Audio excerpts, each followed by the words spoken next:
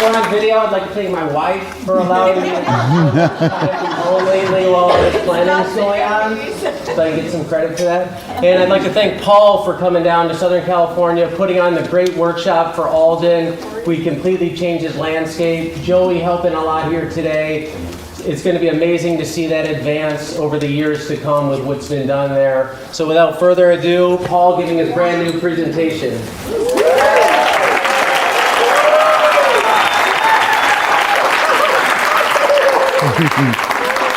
These guys are saying that since we're in a church, those of you in the front row might want to choose different seating for when the lightning strikes. And then they wanted to make sure that I relayed, so in Oceanside. Who saw me talking in Oceanside? Few of you. So a woman asked something about, that's right, you know where I'm going with this. They wanted to make sure I conveyed this to everybody else. So they said, this woman, she says, well, at my church, we're talking, we're arguing amongst ourselves about spraying the Roundup. What kind of church do you go to? That's the devil's juice. So is that what you wanted to make sure everybody heard? I mean, there was a lot more, but you know, we've only got 2.5 hours. We already 25 minutes getting our technical difficulties straightened out. First of all, before I get going, as long as we got Diego thanking his wife, I should thank my assistant, Adrian Lapointe, who put this together, and my assistant's assistant, Cassie Rauch, who helped him. So I just sent a list of stuff to put in it, and it showed up as a PowerPoint. So I get a look, the first slide's a picture of me. It's like, ain't that a deal? So, okay, go ahead, and I'm gonna thank Diego for being my click. Yeah, Diego! Who, by the way, asked me how much money does it take to get me to come down here, and it's like, oh, no. See, I used to work in software engineering. You ain't going to pay that much money. And I was like, I just got too much else to do. But boy, that guy just went on and on and on until he found some way to get me to come down here. So Diego's the man. Yes.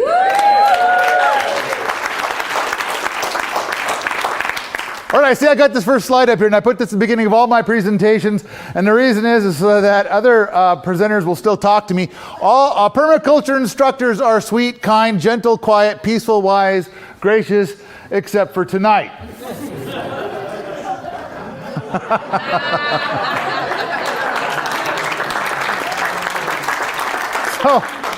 So an article came out about a week ago, and they called me the bad boy of permaculture. And then there's a group called Occupy Monsanto, which I never knew existed until this showed up in my Facebook junk.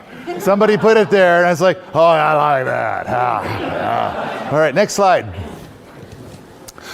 I'm going to do the crime that no presenter should ever do, because I am the bad boy of permaculture. Most folks, I'm going to read the slide. That's what I'm going to do. Most folks that want change tell a dozen people how bad people should stop being bad. Over a 10-year span of time, they may have told 100 people about which bad people to be angry at. I think there's a lot of stuff to be angry at, and being angry is indeed the right thing to do. And at the same time, I kind of feel like that's not time well spent. We're not making a lot of progress in that space. So I've come up with something I've done that's a little bit different. Go ahead and go to the next slide. It begins with some of my background and how I would go into corporations and resolve some of the problems. And I believe that all conflict comes from a difference of knowledge set. So when you don't have conflict, it's because the two people that are involved just happen to have the same knowledge set. So they come to the same conclusions on what we should do to solve certain problems. And then where we do have conflict, it's because they have just a different knowledge set. How they've been brought up, or what they know, or whatever they've learned is just different. And so their solutions to problems are very, very different. And then each one wants to tell the other how to go about solving our problems. I've been playing the long game, hundreds of tidbits of knowledge spread out over many years. So I'm trying to convey little bits of knowledge that I learned about permaculture. Ooh, here's a cool thing about permaculture. Now I'm going to go and spread it out. Now I know it, and I want to share it with others so more know it. And then after each tidbit, I try to throw in the word permaculture. So if over time they see 7 or 8 of my tidbits, they'll say, I keep hearing about permaculture with a good thing. I'm going to go look it up, and I'm going to go and learn more about permaculture. And this is my strategy for world domination. Next slide, please. As of this moment, I've uttered permaculture to 22 million people. And I've given it to them an average of 8 times each. And 22 million is not enough. I'm right. I'm right. I think he said, preach it, brother. There are 7 billion people in the world, and some of the disasters that we have going on are affecting all of us, or even severely affecting like 10% of the population. We haven't even gotten to 10% yet. There's a lot more work to be done. And this is how I spend my days, doing very, very boring things throughout the day in order to connect the information I've already put together with millions of people who have not yet found it. This presentation is going to be, because I try to say building a better world one brick at a time. I'm going to try and show you 72 bricks. I think that that's too many in one great big stream, so I'm going to do 12, and then we're going to take a little bit of a segue and do something that's a little easier, and then do 12 more, and we're going to get this all squeezed into 2 hours maybe. Some of these are huge. Some of these are critically important, and they're kind of hard to wrap your head around, but I'm only going to try and limit myself to a minute on that topic and then move on.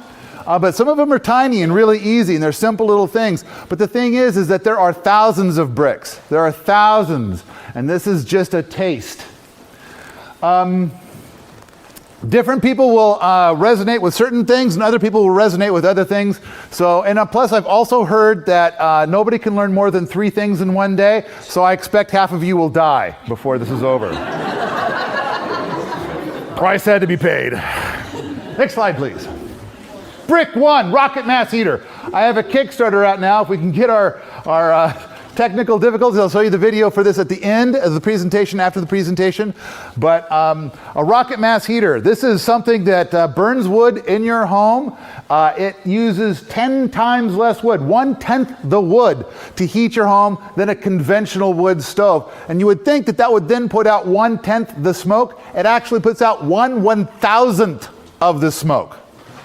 So if there is a cleaner, more sustainable way to heat a conventional home, I challenge all of you to come up with what that might be. There's nothing. You want to talk about anything, any kind of pollution-based thing, non-pollution-based, even passive solar requires you to rebuild your home to be able to use that. So I don't think that there's anything that is better than a rocket mass heater. They use these things, they burn so clean. People are using these in cities where it is illegal to burn, and they're completely undetected. It's not something that goes at the roof, it's a little thing that goes out the side of the wall that looks like a dryer vent. People heat their homes with just the twigs that naturally fall off of their trees. One guy heated his home all winter with nothing but junk mail.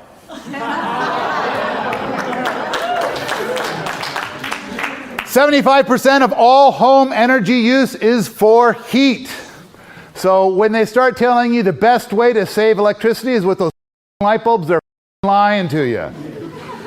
If they gave you a clothesline, that would save more energy than all your light bulbs. In fact, if it does save you any significant amount of energy, you're burning too many light bulbs.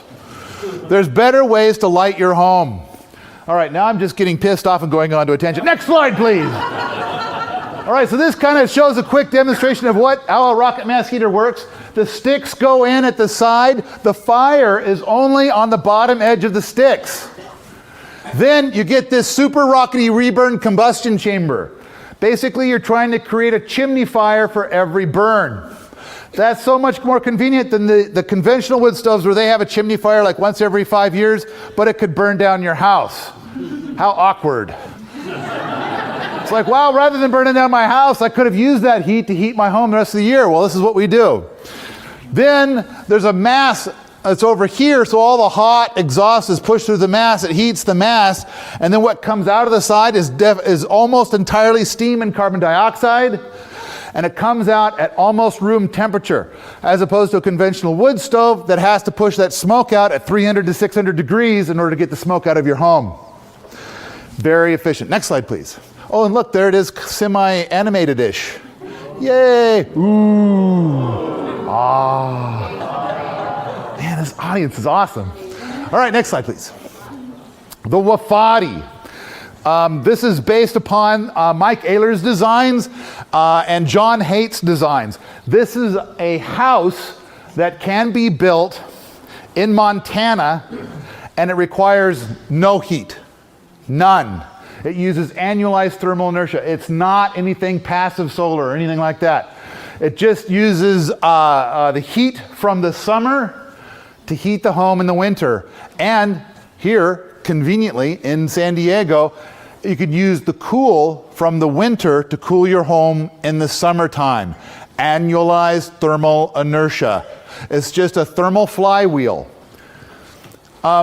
These things look like a log cabin on the inside. If you're building it in a woodland, total cost to build the shell of the home could be as low as $200. Wow. Next slide, please. How I cut 87% off of my electric heat bill. I heated the person instead of heating the whole house. We used 80 watts of micro heaters. Not some kind of heater that's at your feet that uses 1500 watts, which sort of helps, but doesn't really.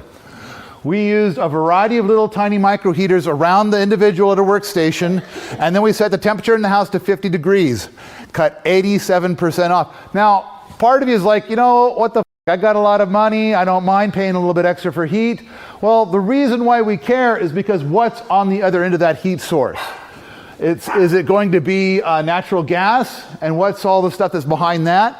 Or is it going to be electricity? What's on the other end of that? Is it coal? Is it nuclear? Is it the disaster that's involved with hydropower? Those dams that they keep saying are so clean are filling up with silt behind them, and it's destroying tons of habitat. Natural habitat. I mean, there's all kinds of life that used to be in these rivers and streams that has now been utterly, permanently destroyed. And there's no way for it to come back as long as that dam is there. The fish ladders are a joke. So, if I left out any kind of power, should we cover all the environmental disasters associated with each kind of power? I mean, granted, there's some stuff about wind and solar coming up, but that wind and solar stuff wears out. And then it costs a certain amount of energy to build those and put them back. The best energy conservation, or the best energy savings, or the best way to clean our energy problem is conservation. Next slide, please. 500 hot showers from one small compost pile. So this guy built a compost pile. He put like 100 feet of half-inch poly pipe in it, and then Chutney has some stuff to say about this too. It's important. So then he's got interns, and so then this is like, you know, your intern washing station. Hose them down. Then he had a PDC. He had like 25 people come to the PDC who took a shower every day. So for 2.5 months to 3 months, everybody got a hot shower, unlimited hot showers for 2.5 to 3 months from one small compost pile. This is oftentimes referred to as the Jean Pain technique. Jean Pain did this where he built something about 10 feet high and 10 feet across, and not only did it heat his home for 1.5 years because it was a much larger pile, and so they used the hot water to heat his conventional home. He also captured the gas that came off of it, the biogas, and used that for cooking. And he even used some of that biogas to run his truck. Not very far, but it did run his truck. Next slide, please. Hugelkultur. Do we still have anybody here who doesn't know what Hugelkultur is? Oh, we do have one person.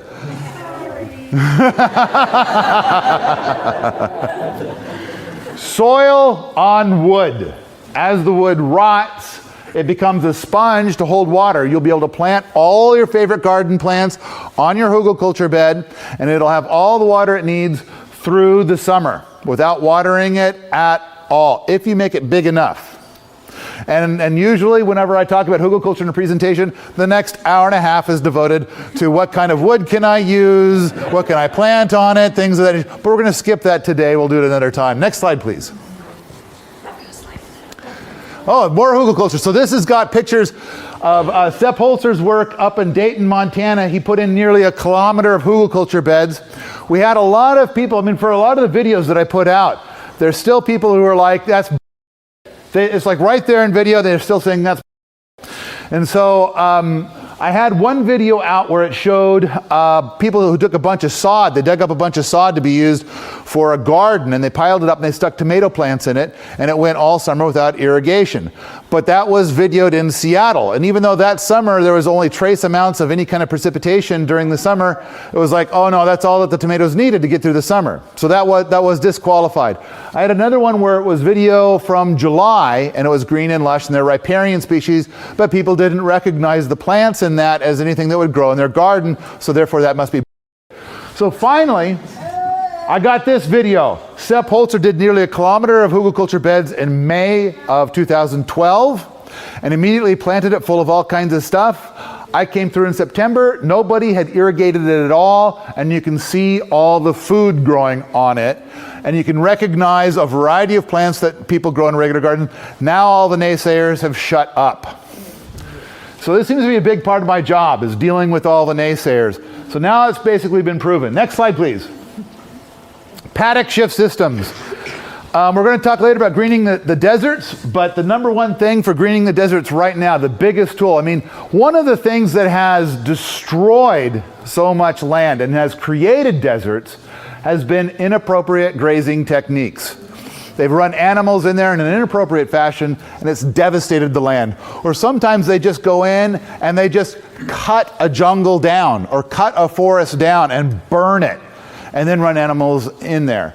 However, the number one thing to green a desert, to reverse desertification, and by reversing desertification, by the way, that's the number one way in order to heal our global warming climate change issues. The number one thing is proper grazing techniques.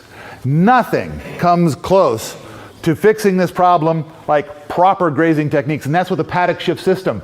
So here we've got chickens. You can use chickens in a paddock shift system. Typically it's done with ruminants like cattle or elephants. I mean, you're probably not doing a lot of that with elephants here, but Alan Savory, who started this work, started it with elephants in Africa.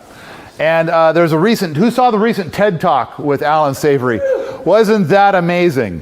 He talks about how as a young man, he was tasked with the problem of solving desertification and came to the conclusion that there were too many elephants.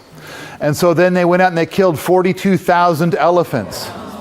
And then he talks about how that pained him greatly, and he did more research and more research and more research. And now he has a technique of advocating how the elephants were actually the vital component in reversing desertification. They were not causing desertification. So now he's trying to make up for the mistake that he made as a young man. It's just such a powerful TED Talk. Amazing TED Talk. That just came out just days ago. But paddock shift systems are the key. Next slide, please. Diatomaceous earth. Who here has used diatomaceous earth? Oh, good. I should have asked, who here has not? Oh, beautiful. Wonderful. So basically what you have here is something that's a mined dust. It comes, they go and they dig it out of the ground. It's fossilized micro creatures, and you can go and put them on bugs, and the bugs, it scrapes off their waxy stuff on the outside. Sometimes it gets caught in their little exoskeleton joints and cuts them up. But usually what it does is it scrapes off the waxy coating on the outside of their bug body, and that's what they use to kind of keep all their moisture in, because they don't go out to a drinking fountain to get water. They just collect it out of the air, and suddenly they're releasing it, and it takes like no time at all, and they turn into like little bug jerky on the inside. In the meantime, we eat it. Everybody here who has ever eaten grain has eaten diatomaceous earth. The people who are trying to live to be older than 100 years old eat it every day. Who here eats diatomaceous earth every day? Every day. There's like one person, two people. That's it, 2 people. So a lot of people eat it in order to have thicker hair or more luxurious hair, better nails, whatever. There's all kinds of reasons that people are eating lots of diatomaceous earth every day. So it's not just the fact that you can eat it, but it also has great health benefits also. Next slide, please.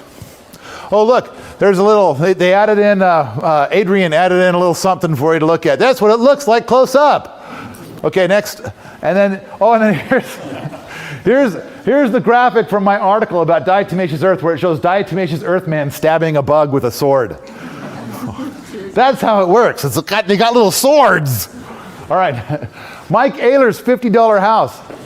So Mike Oehler's work is for underground homes, and sometimes he thinks that he shouldn't have called them underground homes, but earth integrated homes.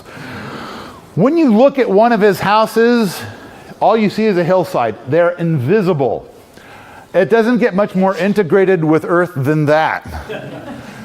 In fact, there was a guy in Europe, he built a 4-bedroom home using these techniques, and the Department of Making You Sad showed up and said, we have a 4-bedroom home here. We never gave you a permit, and so we're kind of pissed about that. And then also, you need to be paying more taxes on it. And the guy was like working in his garden, and he says, well, if you can point it out to me, I guess I have to pay taxes on it. So there's 3 guys from the government, and it's only 2 acres of land, and it's a 4-bedroom house. They wandered all over, they never found it. So they left. I've got a couple of different videos of Mike's work, but this is the $50 house. This is the original house that he designed. It was a cold, cold winter, and he knew he needed something better than the shack that he was in now. I think what he came up with was extremely brilliant. I think that the engineering in his book, and I'm an engineer, the engineering in his book is extremely sound. Not only that, but we went up to this house, and when I videoed it, the house was 37 years old and nobody had lived in it for 3 years, because Mike's gotten a little up there in years, and so he lives down at the base of the hill. This is kind of up in the mountain a little bit. Not only was the structure extremely sound, but when I took the video, there was no odor, no smell in the structure. And I was worried about that there could be that. So, but it was rock solid. And I would think that most $50 houses would have crumbled usually the first year. Look, I made it out of cardboard. Very sound. Next slide, please. Mike Oehler's $15 house. This one is 30 years old. When I took the video, and granted, it's a crappy video, most of my videos are. When I took the video, a couple had just moved out, a couple and a child. 3 people had just moved out of this. 3 people lived in this thing. And they had lived in there for 18 months in a house that was 30 years old that cost $15 to build. To me, this reeks of freedom. I mean, if you want to quit your wage slave job, then all you need is $15 and you can have a house. I mean, how cool is that? All right, next slide, please. Mike Oehler's greenhouse. He's got this book, the Earth Sheltered Solar Greenhouse book. So up in North Idaho, you can imagine it might get cold there. He built a greenhouse, very leaky. I mean, look at it. You can kind of see that's a leaky greenhouse. That is not airtight. And so first frost of the year usually hits about September 1. And he didn't have any additional heat source in there. And he had tomatoes in mid-December. So that's extremely unheard of. So most people with greenhouses who are managing any kind of greenhouse, the number one thing they're doing is, how am I going to heat it? About a third of all the interest that we have in rocket mass heaters has to do with people trying to heat a greenhouse.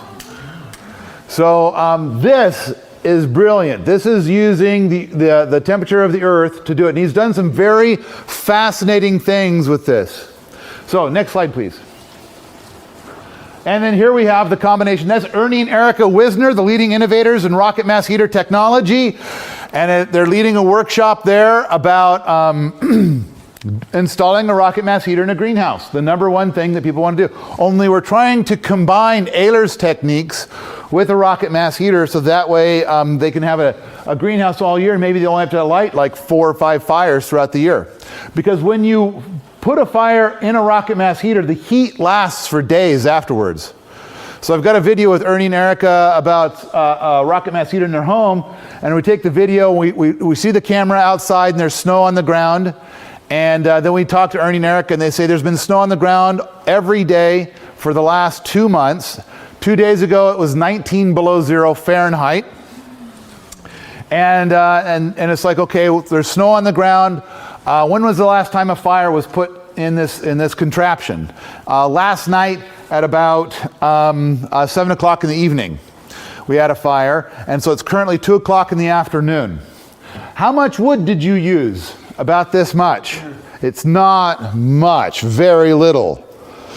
These use very little wood. So anyway, next slide, please. A Rumford Fireplace. So now Ernie and Erica, when they come out and they teach a workshop, they have a segment called Fire Science. And they try and show you a lot of things about fire that you probably never knew about. And this is one of them. The idea is that, like, if you're going to have a bunch of people get together and, oh, let's have a fire. Steve brought a banjo, and Ed brought this other harmonica thing, and whatever else. And we got the marshmallows, and we've got the hot dogs, and whatever. So we're going to have a fire. Well, the thing is that, of course, if you sit around the fire, you're all sitting fairly close, and somebody's getting smoke in their eyes. Usually it's you. So the great thing about this is that you put that little wall off to one side, you can fit twice as many people around the fire in an oval and nobody gets smoke in their eyes. Here's an odd thing. If you go and you hold your hand over the fire, you know, you're supposed to like have all of your skin catch on fire and you get to watch it all melt off of your hand. But actually it feels like room temperature over the fire when you use a Rumford. I mean, these are part of the lessons that you learn when you start playing with fire in weird and different ways. Next slide, please. This is going to be our segue, fracking. So I just told you a lot of stuff about saving energy. I had a friend call me up, and he's in an area where they're doing the fracking, and he's so angry. He's going out every day to be angry about the fracking. And so they're going to government offices, they're going to the company that's doing the fracking, and all this stuff. And I asked him, what kind of heat do you use in your home? Natural gas. I said, dude, you're causing the fracking. This is you. Who you should be talking to is all your neighbors and all the other people that are there with you being angry. And then you all need to turn off that natural gas. I've got a list of things you can use to heat your home. Now he's in Colorado, so it gets a little cold there. But I got all sorts of ways that you can heat your home without using any natural gas. If everybody, or even if 90% of the people in the area stopped using natural gas that are currently using natural gas, they'll stop fracking. They'll stop. It doesn't ship that well. Natural gas is not a great one to ship. So if it's a local based thing, they're fracking because people will pay for it. Just stop giving the monster money. So most of the stuff...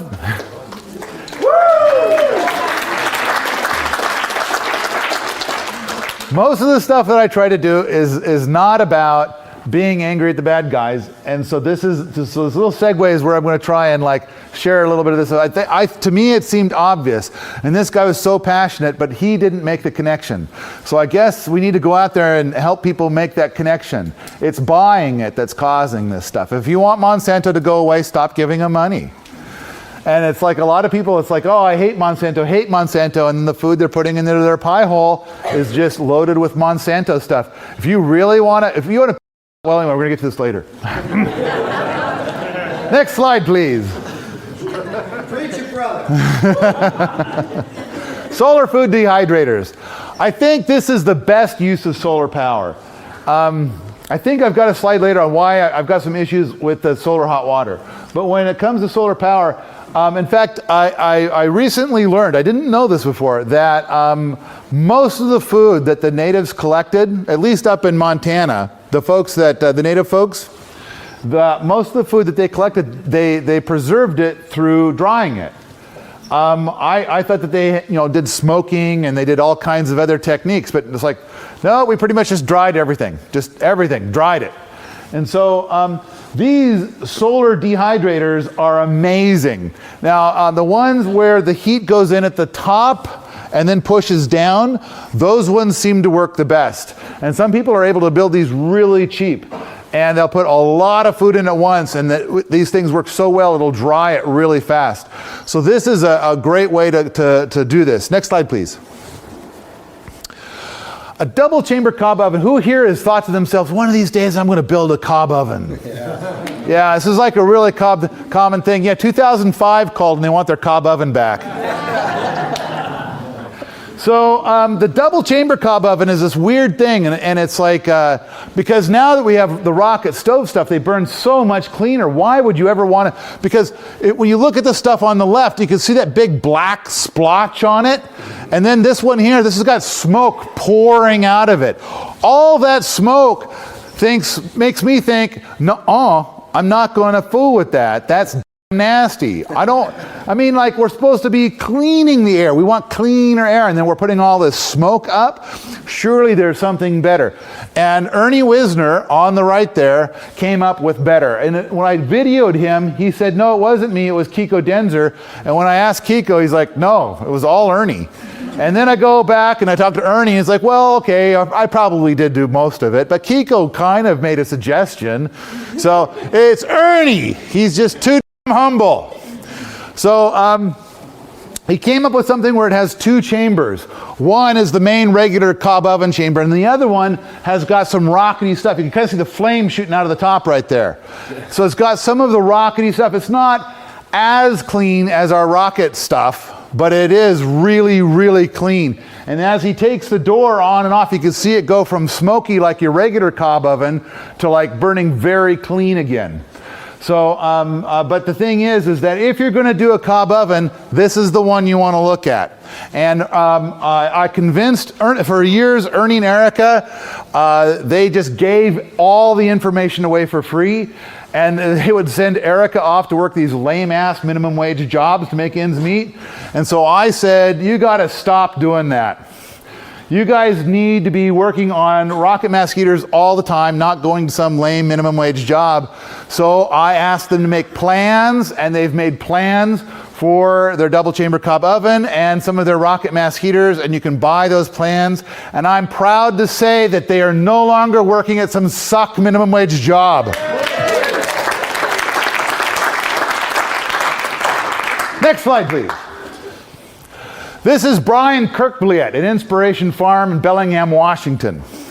And one of the things is that if you harvest grains, if you have grains at home, it's like you probably aren't going to go out and buy a $500,000 combine and park it in your driveway. I mean, it would be kind of cool. You can tell the neighbors, like, yeah, that's my combine, all right. What's your combine like? Oh, you don't have one? Yes, I grow my own grain. Thresh it with this combine. Takes me 12 seconds. So the thing is that for smaller stuff, you could get a smaller thresher, but those would be like $20,000. So, and then the other thing is like you could use the old school approach where you would beat it with sticks. A long time. It was like gruel. And of course, back 200 years ago, threshing grain, it was like when it was your birthday, you would get a birthday cake because that cake is like today's money. That's a $100 cake you're getting. The idea that you're eating grain, this is a very rare thing. But thanks to the combine and farm subsidies, then we all get to have all kinds of grain-based things for really cheap now. Pie. What? Pie. Pie and pie. Oh, geez, pie. I got a pie today. And I get to have it when I'm done here. So we're going to hurry this up. So Brian Kirkbliet came up with two different designs for a do-it-yourself grain thresher. One featured a plastic bucket and a drill. And I was amazed at how fast it worked.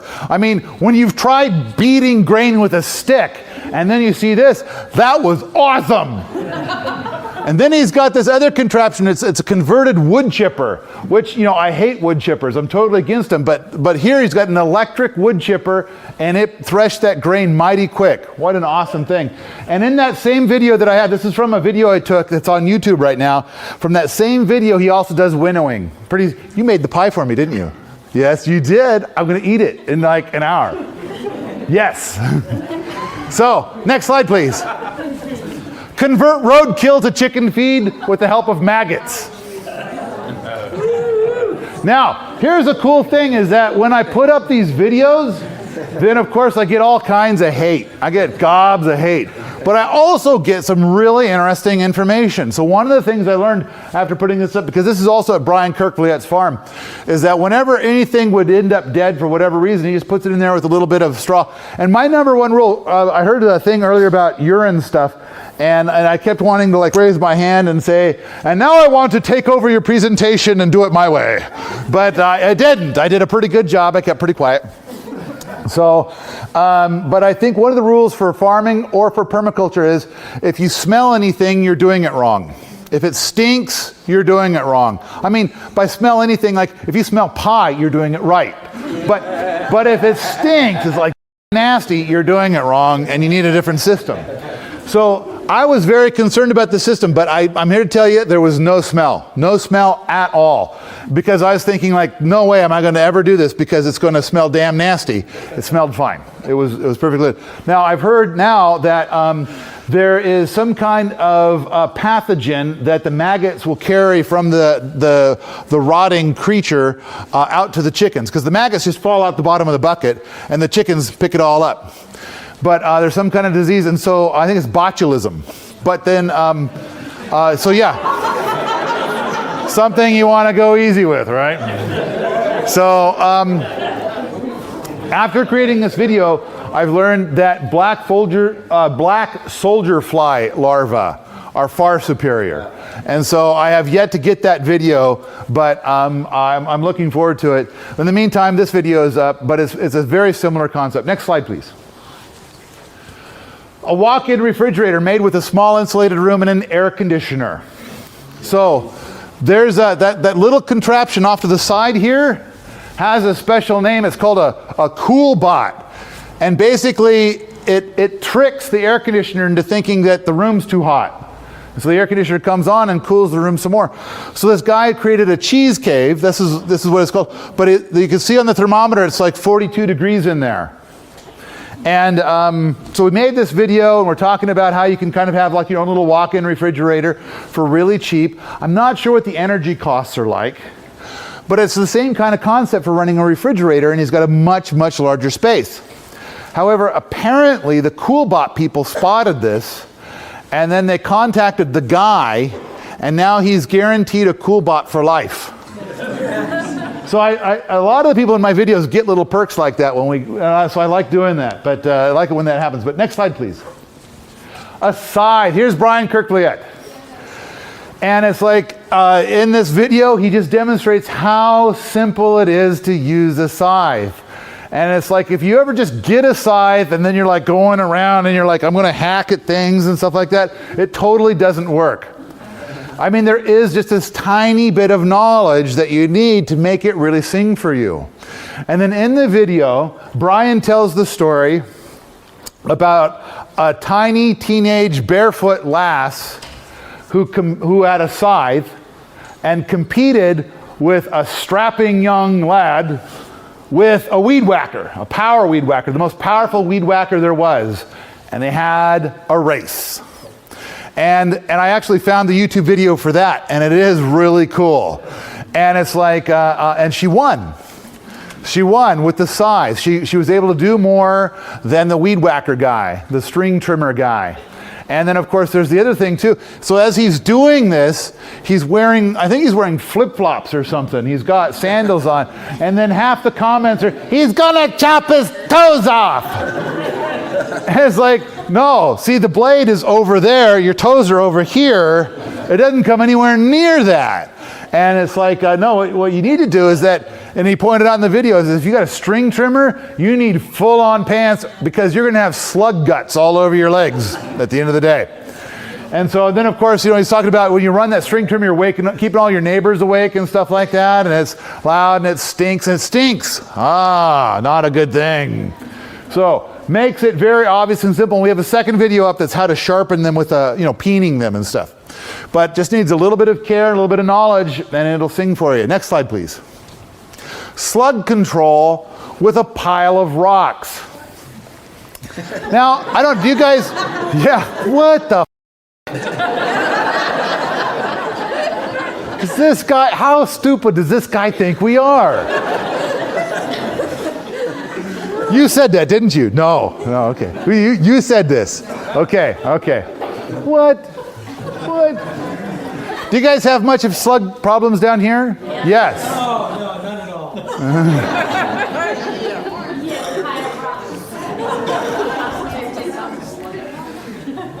Snake habitat. It's snake habitat. And so basically in the video, I talked to Jacqueline Freeman. Who's heard the podcast with me and Jacqueline Freeman? Nope. Real? Do I not have pod people? Who listens to my podcast? A lot. Okay, you just haven't gotten to that one yet? Yeah. Okay. I mean, this one gets a lot of feedback because then everybody totally falls in love with Jacqueline because she talks about the spiritual element on her farm, which is like something I don't normally cover in my stuff. So, but anyway, she talks about the piles of rocks, and wherever they put in the piles of rocks or the piles of brush, all the slugs have disappeared. And it's not just the snakes. There's lots of other creatures and there are lots of other predators. But when you get to a garden and it's flat and it's sterile and it's just got your lines of stuff, it's kind of like you've made it very unnatural. So what did you think was going to happen? So now we're bringing in these brush piles and these piles of rocks, and it has lots and lots of slug predator habitat. And the slugs just disappear. Garter snakes eat slugs. Make habitat for garter snakes. I mean, before I said, you're going to control slugs with a pile of rocks, and the response was, what the f-? And now that I've pointed out that it's habitat for the snakes, well, duh. I mean, I feel like most of the stuff that I present, people are like, that's impossible, until I show a video of it, and then it's like, well, duh. So this is like the workshop we did for 3 days. I think at the beginning it's like, how the hell? And at the end of it, it's like, well, duh. So obvious. Yeah, you put a swale here and a pond. Duh. Next slide, please. Colony collapse disorder. Did you know that we still have this? It's still going on. We're losing like 30 to 40% of all of our bees every year. And yet this video that I made is now 3 years old. And it makes it completely obvious what causes it. And there have been a couple of full-on movies that have come out to explain it. One was covering a particular kind of pesticide, and that would be vanishing of the bees. And Queen of the Sun kind of was close to mine. But in mine, it basically said, stop talking about the viruses and the funguses and the pesticides. It's just all of it. So we go through a list of 12 different things. And it's like, if you're just attacking the bees with 1 or 2 different things, they can deal with that. But then when you start hitting them with 9, 10, 11 things, it's like they can't cope. It's too much. So if you just were coming at them with pesticides, okay, we can cope. If you're coming at them just with moving them thousands of miles several times per year, they could cope. But when you start adding it all up, they can't. So we got all this investigation going into what virus exactly is it? What fungus exactly is it? That's not what we should be looking at. Just stop stressing the bees and they'll be fine. Next slide, please. So this is a quick and easy one. These guys rolled into Missoula from the East Coast, and they all had kitty litter buckets as panniers on their bicycles. And so, I mean, I've heard of people making panniers out of kitty litter buckets, but these guys have just gone 3,000 miles, and they're reporting, no, they can, this is like nothing. They can keep going. We had to replace some duct tape once, because part of the construction is a little bit of duct tape. And it's like, yeah, the duct tape wore out, but the buckets are still going strong. We could probably get another 20,000 miles out of these babies. Next slide, please. Cob Houses. Who here does not know what cob is? One person, 2, 3. It's mud. Now, granted, you kind of want to get just the right kind of mud.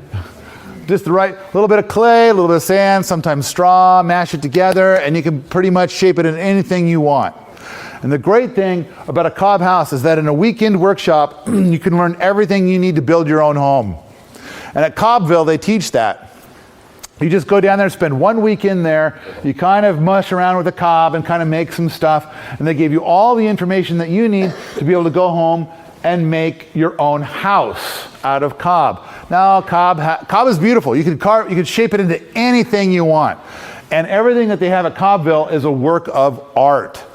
And it's just beautiful. You're living in art. That's the best way to live.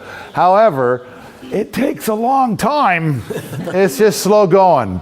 But the upsides are fantastic. Next slide, please. A cast iron skillet. This is some old technology. The funny thing is that, and this started off, this was like my very first video, because I got very frustrated because I was sure that there were people out there that could get an egg to slide around on a cast iron skillet every time.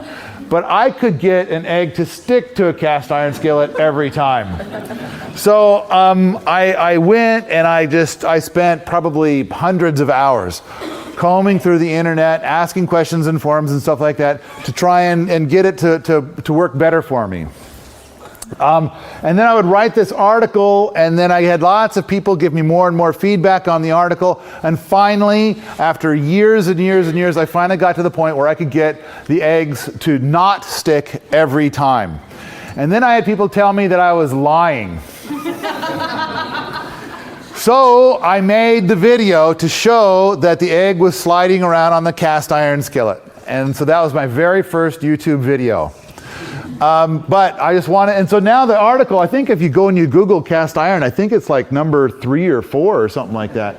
Or yeah, so anyway, the thing is I've got an entire article out there that goes into a lot of detail about just the few little tidbits of information that you need in order to get a cast iron skillet really sing for you. It will last hundreds of years, as opposed to that non-stick stuff, which is extremely toxic, which will need to be replaced every 6 months or so. Next slide, please.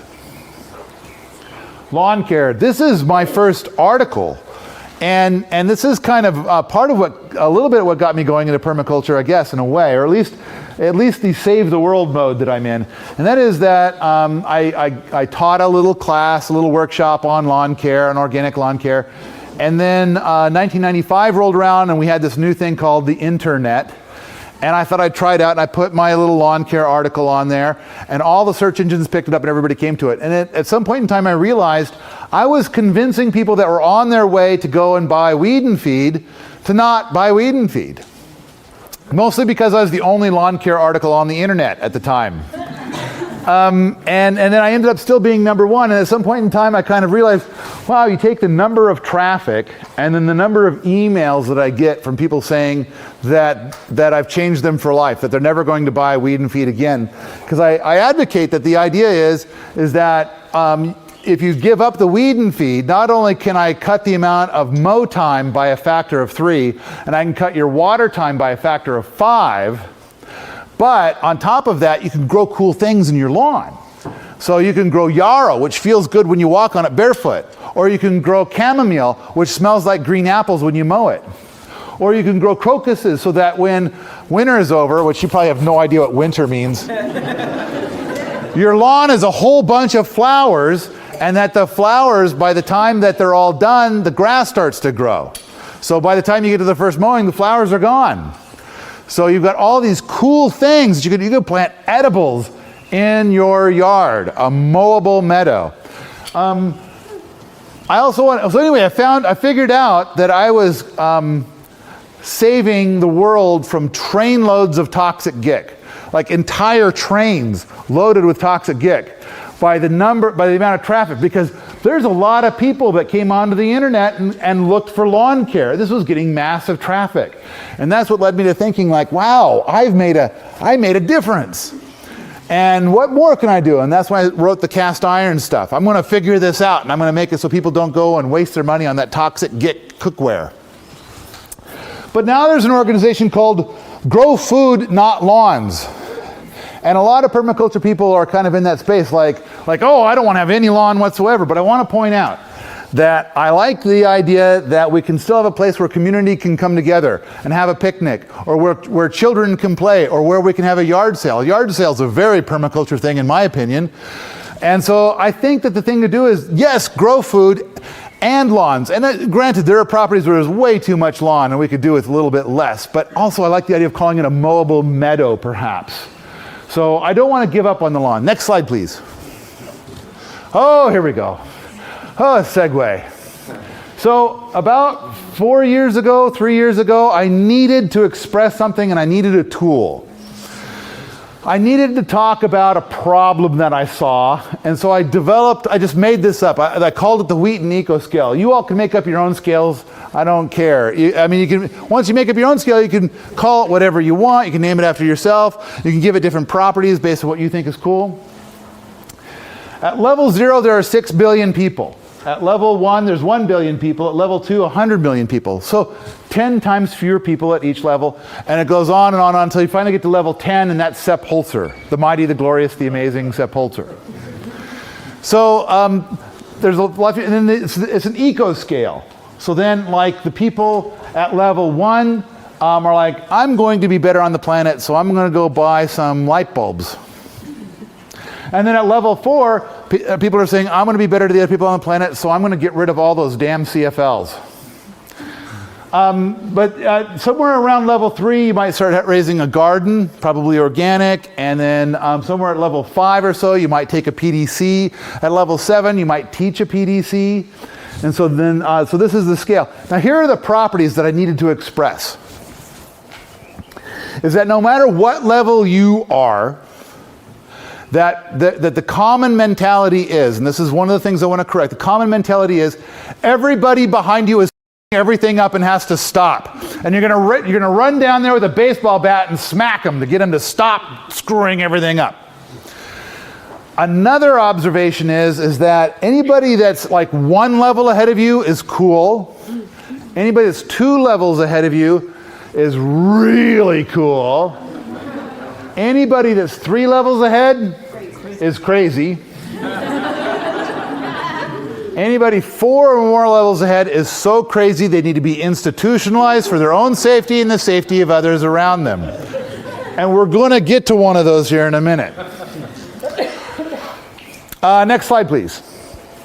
All right, so later, I think it was a year ago, I watched this movie called The Age of Stupid. Who's seen The Age of Stupid? I think it's a really good movie. But it was a funny thing is that in the movie, there's one person who's like advocating, let's put up these wind power things, wind, so we'll get electricity from wind, and he calls himself an environmentalist. And then there's this other woman that's in the movie, and she says, no, we shouldn't do that, and she's also an environmentalist. We must do that which is good for the environment. So it was environmentalist versus environmentalist, and I kind of thought to myself, you know what, I think that there's a lot of people, and I think that this was part of the point of the movie, is to say that there's a lot of people who call themselves an environmentalist because that's what's convenient. They think they're going to get leverage out of that.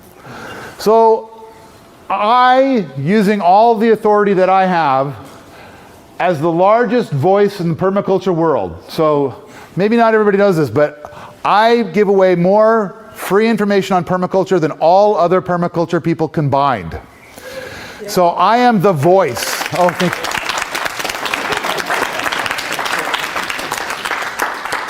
Jeff Lawton has dubbed me the Duke of Permaculture. So, using whatever lordly power that I have, I came up with this test. Actually, I came up with the test before I got named Duke. But I just, for whatever reason, for any authority that I might possibly have, I came up with this test. And so basically, I wanted to be able to say that certain people, I'm going to take away their license to call themselves an environmentalist. And you might be shocked because half of you in this room might be about to lose your license to call yourself an environmentalist, but you don't have to say anything. You can just keep it to yourself, all right? A proper test would fill a library. If we're going to examine every speck of your life for all the different choices that you make and whether you have a garden or not, or whether you give money to some organization or not, well, you know, it would fill a library. And then the debate that it took to fill that library would probably fill 100 libraries. But I've just come up with a quick and simple thing. The average American spends about $1,000 for heat and electricity per adult per year, or $250 for electricity without heat, because the heat is taken care of with something other than electricity. So the test is simple. Spend less than average. I mean, basically half the population spends more than average, and the other half spends less than average. All you have to do to hold on to your license to call yourself green or eco or an environmentalist or a permaculturalist is to spend less than average on electricity. So then do your own math in your heads, and then, you know, I think half of you are going to be ashamed of yourselves, and you should be. This is important. The stuff on the other end of that wire is damn nasty. And this is the key. You got to walk the talk. So, in that particular movie, the woman who would fly up to deal with this crap for her summer home several times a year in order to stop the windmill project, she loses her license to call herself an environmentalist. The guy who wanted to put the windmills up and actually used hardly any electricity in his home, he gets to continue to call himself an environmentalist. This is really important. So now, granted, this is just my test, other people can come up with their own tests, etc. But, next slide please. A tiny house for $362. So I had to, these people built this house in a place where it might not be okay to have a tiny house. There's an interesting video on YouTube where somebody builds a tiny house, and what they do in order to make it legal is they submit a design for a much larger house, because the smallest house that you're allowed to build is something like 1,500 square feet in this particular county. So what they do is they get this permission to build a much larger house, and then mysteriously, after they built just one little part of it, they ran out of money. Oops. But this one never got that permit. Most of the cost of the $360 is for the wool insulation. But when you live in a really tiny house, you don't need a lot of insulation. So anyways, there's a quick little video. Next slide, please. Masanobu Fukuoka. One of the superheroes of permaculture who died a little while ago. In fact, just recently was his 100th birthday, if he were still alive. I think he died at the age of 96. But this guy in Japan had rice production in the top 5%. So a lot of people have said, and this is something where it's like, you know, I still hear it. I still hear it in permaculture circles, and I have to stop this. And people will say, oh, it's too bad that we are required to use petroleum fertilizers, because without them, 3/4 of the world's population would die. Utter horse. Steaming, festering pile of horse. Fukuoka proved it to be so. His rice production was in the top 5% for all of Japan. And there's more. From that exact same field that the rice came off of every year, while the neighbor's field was fallow, just sitting there doing nothing but turning into a big mud pie, Fukuoka also pulled off a crop of barley. So I think his food production was what? Double the average? I think that we can feed people without petroleum. And his primary tool was not tilling. Next slide, please. Earth Berm pig shelter cuts feed costs. So basically, this is Sepp Holzer style shelter. The pigs are in here. And then the fact that they can stay warm on a cold day makes it so that they don't need to eat as much food. That's all up to this video. Recently there was something on here about, somebody posted a comment on the video about how the pigs are not fenced in at all. And that, oh great, thanks, you just made feral pigs. And my response to them was, oh great, thanks, you have no idea how to raise pigs. I mean, if you know what you're doing, the pigs do not run off. And I think that's an important thing too. That's a good sign that you know what you're doing when you're raising hogs, is that the pigs like to hang around with you. Next slide, please. Refrigeration without power. This is kind of funny. All it is like this 100-year-old refrigerator box that doesn't work anymore, and they just put some PEX tubing in it, and then they connected it up to their spring, and then the water naturally gravity fed through this thing and kept it spring cold. And then half the comments on this were that it's not possible because it's not without power because you have to use power to pump the water through it. Apparently they don't understand how gravity works. So, no power. There's no power used whatsoever. There is no pump. It's gravity fed. Next slide, please. A home made from a $1,700 shipping container. Where's Jocelyn? There she is. So we go to this farm and we're visiting this farm and they've got this here and Jocelyn, oh there's a picture of her right there. And so Jocelyn says, oh we should video this. And I'm like, no, it's just this stupid house that they made out of a shipping container. It's like ugly and things like that. And it's like, so it was cheap, you know, $1,700 isn't that cheap. We've seen cheaper. And it's kind of like, she's like, well, I'll just take it and then you can throw it away later. So I took the video, I ended up putting it up on YouTube, and it ended up being one of my all-time most popular YouTube videos. So that means it's a vector where people learn about my empire. They come and they watch this video and then they come in and learn about everything else. Who learned about my empire through this video? Nobody. Okay, fine. They paid $1,700 for an insulated shipping container. And then the thing is that where they were, then of course it's totally against code to do anything like this. So they left one side of it kind of looking like a shipping container, which a lot of people in their neighborhood would get a shipping container and just use it for storage. So from the outside, it just looked like somebody had a shipping container on their land. They're using it from storage. But you go around the other side, and they've kind of made it out to a nice little house. And inside, I thought it looked nice inside. It looked fine. They had windows and stuff like that, and it was okay. See, it looks like a shipping container. And then now, it's like this metal thing. The insulation that they use in these, because it's a refrigerated shipping container, R35. It's almost the same as straw bale. Next slide, please. Sepp Holzer's bone sauce. So do people here have much trouble with deer on their fruit trees? So one person does. 2 people, 3, 4. So the idea is that you go through this process and you end up with this goo. And then you go and you put the goo on the tree and it keeps deer off of that tree for decades. So there's been other solutions where people have come up with different kinds of things that you might put on a tree. And the idea is that it's going to keep the deer off of the tree, but they don't say how long. Usually until it rains. Sometimes a day. But this is 10 years. And now we've got a video where Sepp Holzer actually makes it.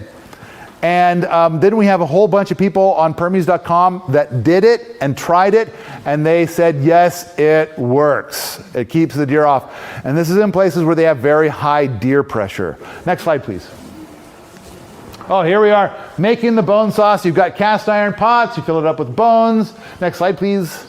In just the right way, you heat it up and then you cool it off, and then there's goo at the bottom. And then what Sepp Holzer likes to do, so if you ever meet Sepp and he makes this, he puts it on the end of the stick and he gives you an opportunity to smell it, and just when you get in the range, he goes, bloomp. So it's on your nose. You're going to drive away deer for decades. You might drive away the opposite sex too, unless they like barbecue, because that's kind of what it smells like. Actually, it smells like a barbecue grill that hasn't been cleaned in 10 years. Next slide, please. Apple tree from seed and not pruning. So both Sepp Holzer and Fukuoka came to the same conclusions without knowing about each other's stuff. and that is grow your apple trees, and this goes for any fruit tree really, without any pruning whatsoever. And you end up with branches along the ground. Not this lollipop thing, this artificial lollipop, where you've got this trunk and then branches. That's what we refer to that as a lollipop look. So no, have branches along the grounds. There's a variety of reasons. We go into a lot of detail about that at Permies. Sepp goes into it on his books. I think Fukuoka talks about it a little bit too. But the other thing is to start your apples and all your fruit from seed. And we'll talk about that in a little while. But, you know, a lot of people say, oh, only 1 in 20,000 will turn out into an apple that you can eat. That's not true. Only 1 in 20,000 will turn into an apple that can compete on the open market with things like Macintosh. So it'll have to be something that's better than Macintosh. So only 1 out of 20,000 will be better than Macintosh. I'm here to tell you that 20% of the apples that will come from that seed, assuming that you started with a good seed, like you started with something from an apple that was delicious, 20% of those will turn out to be delicious. 20% will be delicious. 20% will be a variety that we refer to as a spitter. So you might call it damn nasty. But you know what? Those seeds, you get like anywhere from 5 to a dozen in every apple. If you get a tree that comes up and it's a spitter, cut it down. Turn it into Hugelkultur. And then the rest of the apples, the other 60% of apples that you'll get will usually be an okay apple. Good for sauce or good for pies or good for one thing only. Maybe not particularly for fresh eating or something like that. Next slide, please. Dan Roja's mosquito trap. Who's been to the YouTube channel called Green Power Science? A few of you? So this is Dan Rojas. And he's got this amazing thing. You guys have mosquitoes here in San Diego, right? Yep. Yeah. You haven't made a law against them yet? So basically, it's just such an incredibly simple thing. He just sets up a fan that has a metal housing, and then he puts a screen on it and attaches the screen with little magnets. That's it. The thing just packs, you know, he runs it all night and it's just packed with mosquitoes the next day. I mean, no spraying of toxins or anything like that. No having to rub weird goo on your skin. Just that. And it's like, you know, there are times when it's like, oh no, here comes mosquitoes with scary things. I mean, you've heard about the mosquitoes that they're now loading up with, like, what is it? Antiviral, no, wait, it's like, in case you haven't gotten your shots or you haven't put your kids through the vaccinations, we're going to vaccinate your children for you by turning mosquitoes loose. No. Oh, that's bad. Oh, yeah, that's bad, but you. It's like, yeah, it's really? I mean, and it's like, no, we know it's like killing you, but we think that's funny. So maybe you're thinking, boy, I'd like to control the mosquitoes around my house. Yeah, here's a thought. Next slide, please. Oh, Farmstead Meatsmith. Who has seen the 3 half-hour videos, the Farmstead Meatsmith videos? You know, I think, I'm not certain of this, I haven't heard of this yet, but I would imagine that if vegans watch those and listen to the podcast that I made with this guy, you might let go of the vegan thing. I mean, it's like there's this amazing, beautiful art in developing a relationship with the animal, and then at the same time, there is the ability to have a beautiful relationship with the animal as the animal is harvested, and then as you use every bit of this animal. And the poetry that seems to go in behind this is just stunning. The idea of like this chopping block is like no bleach ever touches it, which is totally illegal. And that basically there are certain kinds of fermenting bacteria that build up in the chopping block, so effectively all meat is fermented. When I recorded the podcast with this guy, he had 2 hams hanging in his kitchen that were at that time only 18, I think it was 18 months old. Was it 8? How old? Well, they were, what? Oh, you don't remember? Okay. I think that they were only 18 months old, and he was waiting until they were a full 3 years old before they would be fully into flavor. I mean, such amazing meat preservation by just by hanging it properly and having some knowledge from hundreds of years ago about how to properly ferment and preserve meats. It's like one of the coolest things that I've learned in years. Next slide, please. Raw milk. Okay, you want to give the bad guys a kick in the nuts? You want to give, this is big pharma. So like if who's watched the movie Farmageddon? So now we saw the SWAT team come in and hold children at gunpoint. Big machine gun right in their face. The safety's not even on. Can splatter this kid's brains all over the wall with a sneeze. And this is 40 soldiers fully armored and wearing armor. And they're coming in and they're holding these children at gunpoint and the families at gunpoint while they kill their animals and then give them a lye bath. The lye bath makes the animal 100% dissolve. Then they claim that the animal had some bizarre made-up disease, but you can't prove it because the animal has been dissolved. Why? Why would they do that? Raw milk. Raw milk. What happens if you have some simple food like raw milk and you drink it and your cancer goes away? Or you drink this raw milk and 80% of the ailments for which there is currently a mega pharma industry goes away. That's why they do it.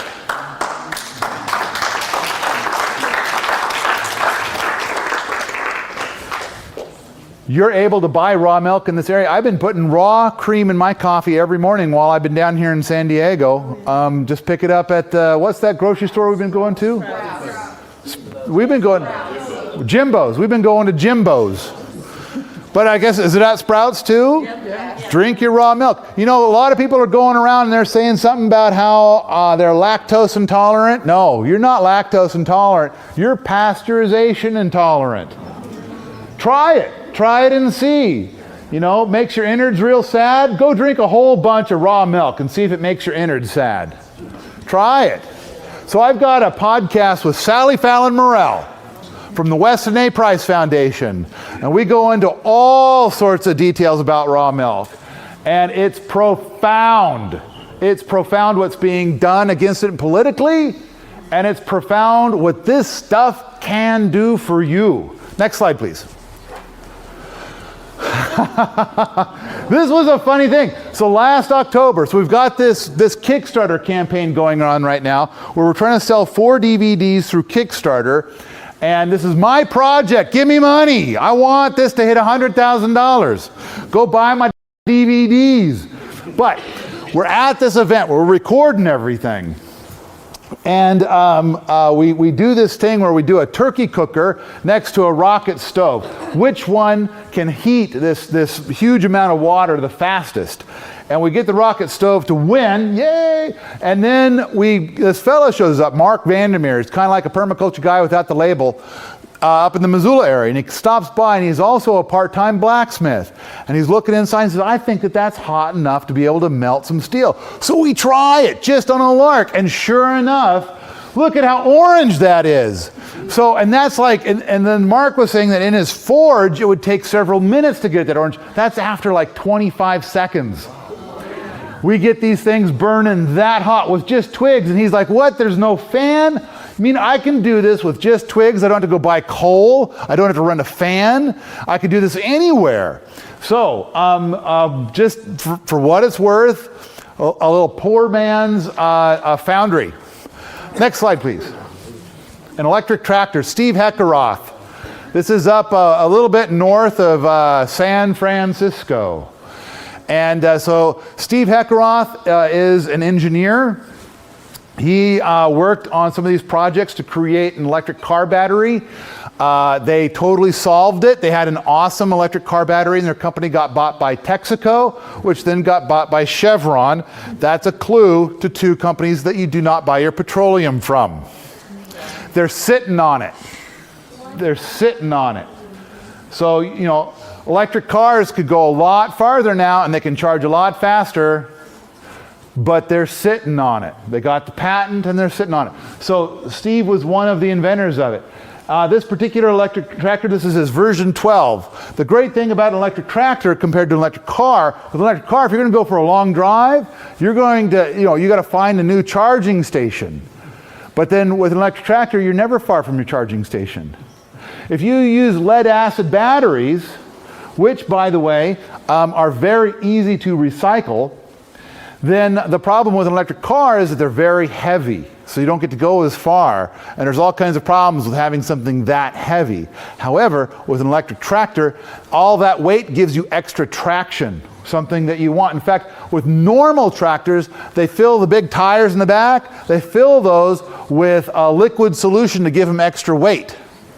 So now you don't need to do that. There, look right there, that's the solar panels. That's a particular kind of solar panel that Steve invented. So this is a YouTube video of mine.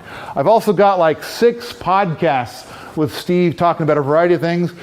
And I've got, and I've also got, in fact, I think it's coming up. I've got another thing coming up with Steve in it. But next slide, please.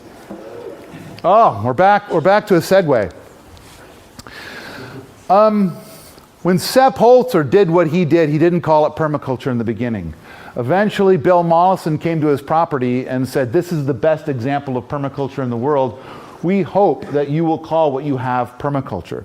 And so then Sepp liked the word, so he started calling his stuff permaculture. In the meantime, David Holmgren, who had disappeared from the permaculture world for a while, came back, and he wrote some books and talked about it. So then we've got basically a couple of different approaches to permaculture. One is where a lot of permaculture, like the PDCs, start with the ethics, the 3 ethics. So you've got care of the people, care of the earth, and return of surplus to the first 2. And so David Holmgren came up with a more rhymey way of saying it. He called it earth care, people care, fair share. It rhymed. And so they came up with this fair share, which, by the way, he shows here in this image as pie.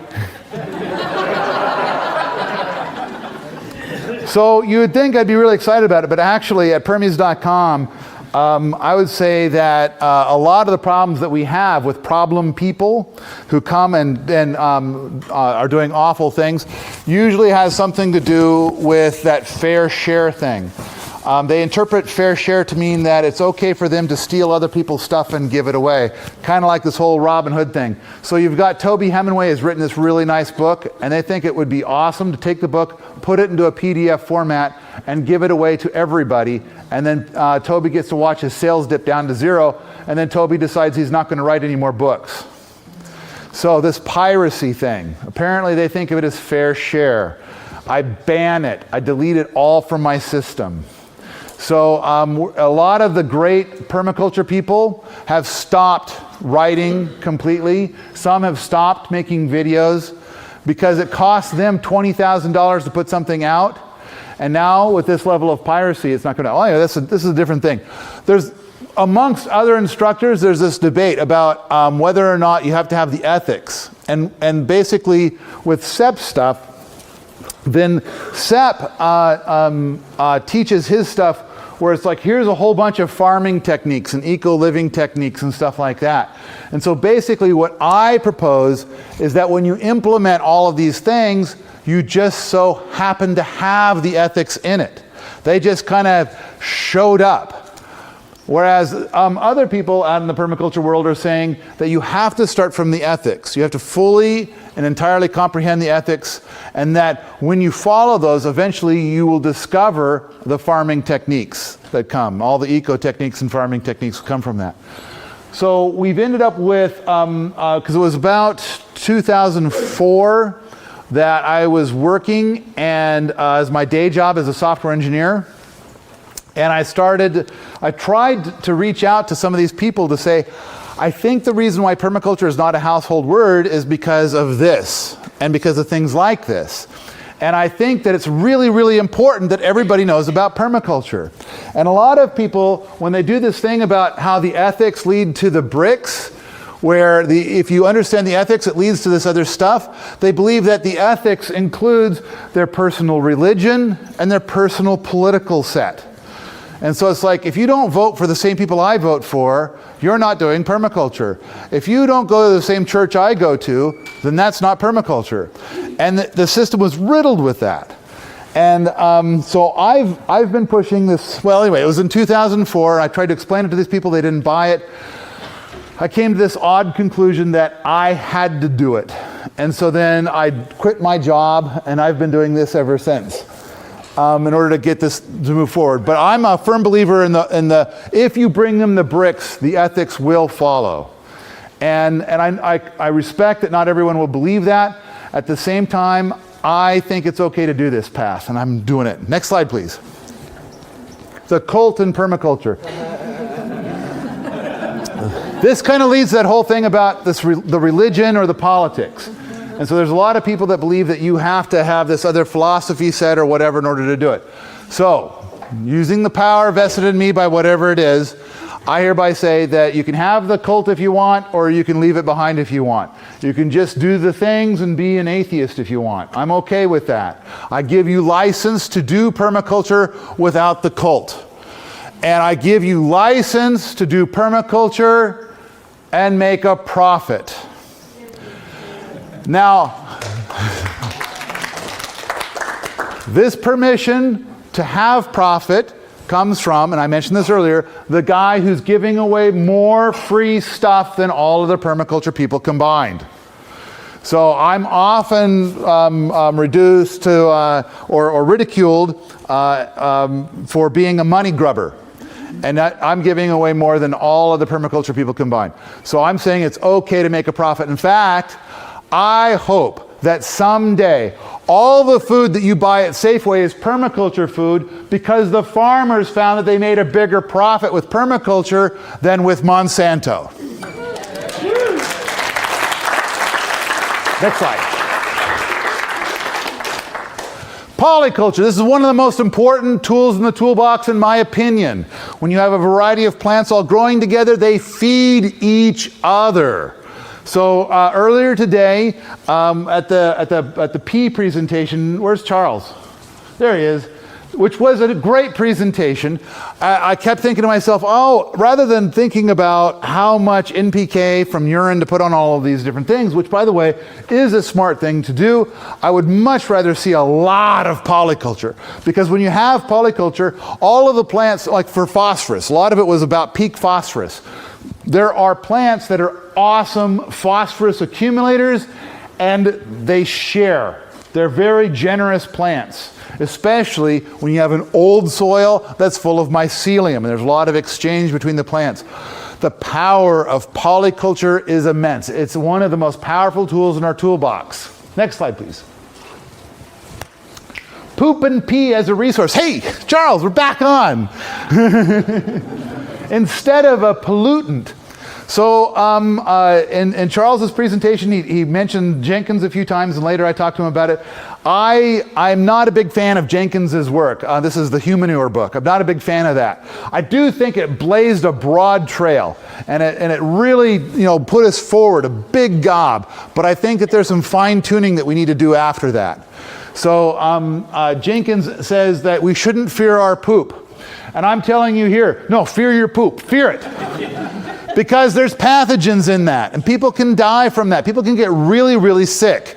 So I don't like his techniques of like, look, I pooped in a bucket, and I'm going to with the bucket. I don't like that. Or like, oh, look, the bucket's full. Huh? Oh, wait, till somebody else empties it. No, I don't like that. That's a horrible system. There's all kinds of things I don't like about it. But the thing is, though, is that there's We've got systems, we've got things that we can do that are far, far cleaner than anything Jenkins has thought of yet. And they are far cleaner for the environment than any septic tank or any waste management system in any city. Far, far better for the environment, far cleaner. And it's something that we can easily do. It's no big deal. It's a piece of cake. And I can convince you right now to do it all in about 30 seconds. Here's how it works. Your nose. How does your nose work? Your nose works because there's little shapes in your nose, the olfactory nerves, that pick up different kinds of scents because of the different kinds of particles that float in the air and stick to their inside, in the inside of your nose. So when Uncle Ralph goes in and punishes the toilet and the whole house can smell it, all of Uncle Ralph's pathogens from his are now stuck inside your nose. You can get sick from smelling somebody's. So, if you do the current system, which you know you can smell, as opposed to something like the wheelie bin system, where the air pressure inside of the chamber down below is lower than the air pressure inside of the bathroom, that means that you never smell anything. Therefore, your nose is safe. I think that this is a powerful motivator. Change the way you poop. Next slide, please.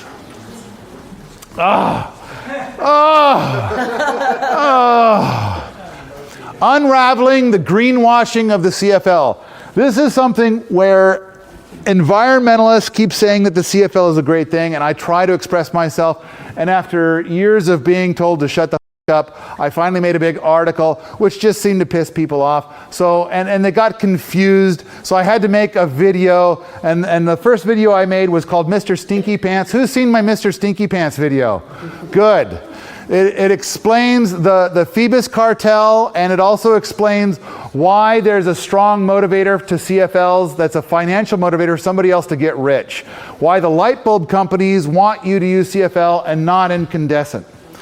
So, but people were still confused, and they still didn't get it, and there was still all this backlash, and it's like, so I finally put together this video, and where I conducted a variety of tests, and I spelled it out a little bit more clearly. So basically, I put a bank of light bulbs together, and trying to cut this short, the CFLs did not last nearly as long as was written on the package. I think the first one that burned out said that it would last 12,000 hours, and it burned out in 72. Then I go and I break down the thing about how the EPA released a data sheet in 2008 that said something about how because of the pollution from coal-fired power plants, that an incandescent light bulb actually puts more mercury pollution into the air than the amount of mercury pollution that would come from a CFL.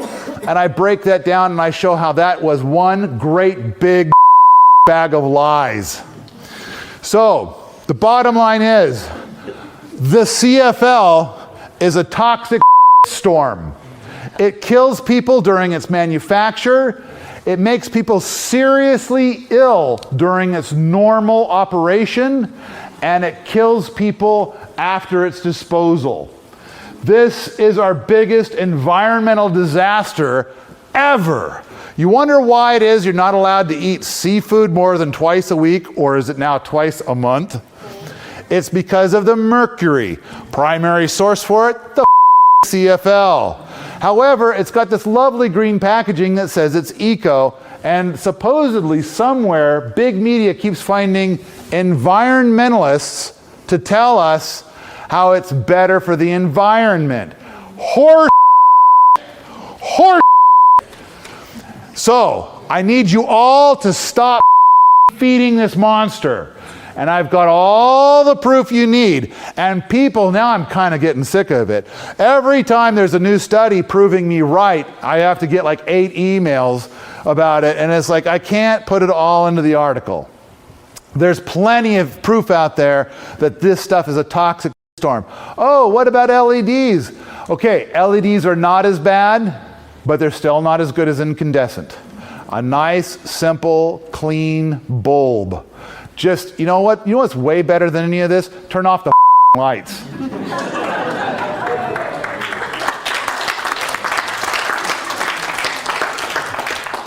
I think you know that bit we had earlier about how I cut 87% off of my electric heat bill. Here's a weird thing: the incandescent light bulbs, they also give off heat.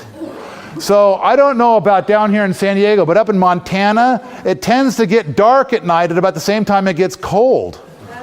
So it's like, wow, how convenient. We get heat and light from the same thing. That's stacking functions, isn't it? This incandescent bulb, this old school incandescent bulb, which was intentionally manufactured to have a very short lifespan, is amazing.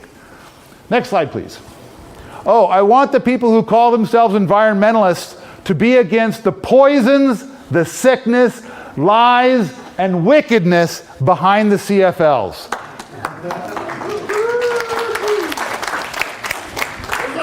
Next slide, please.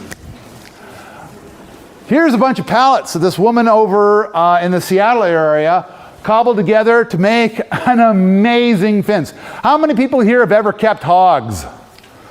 Am I the only person? One person, 2 people, 3 people, 4 people. Okay.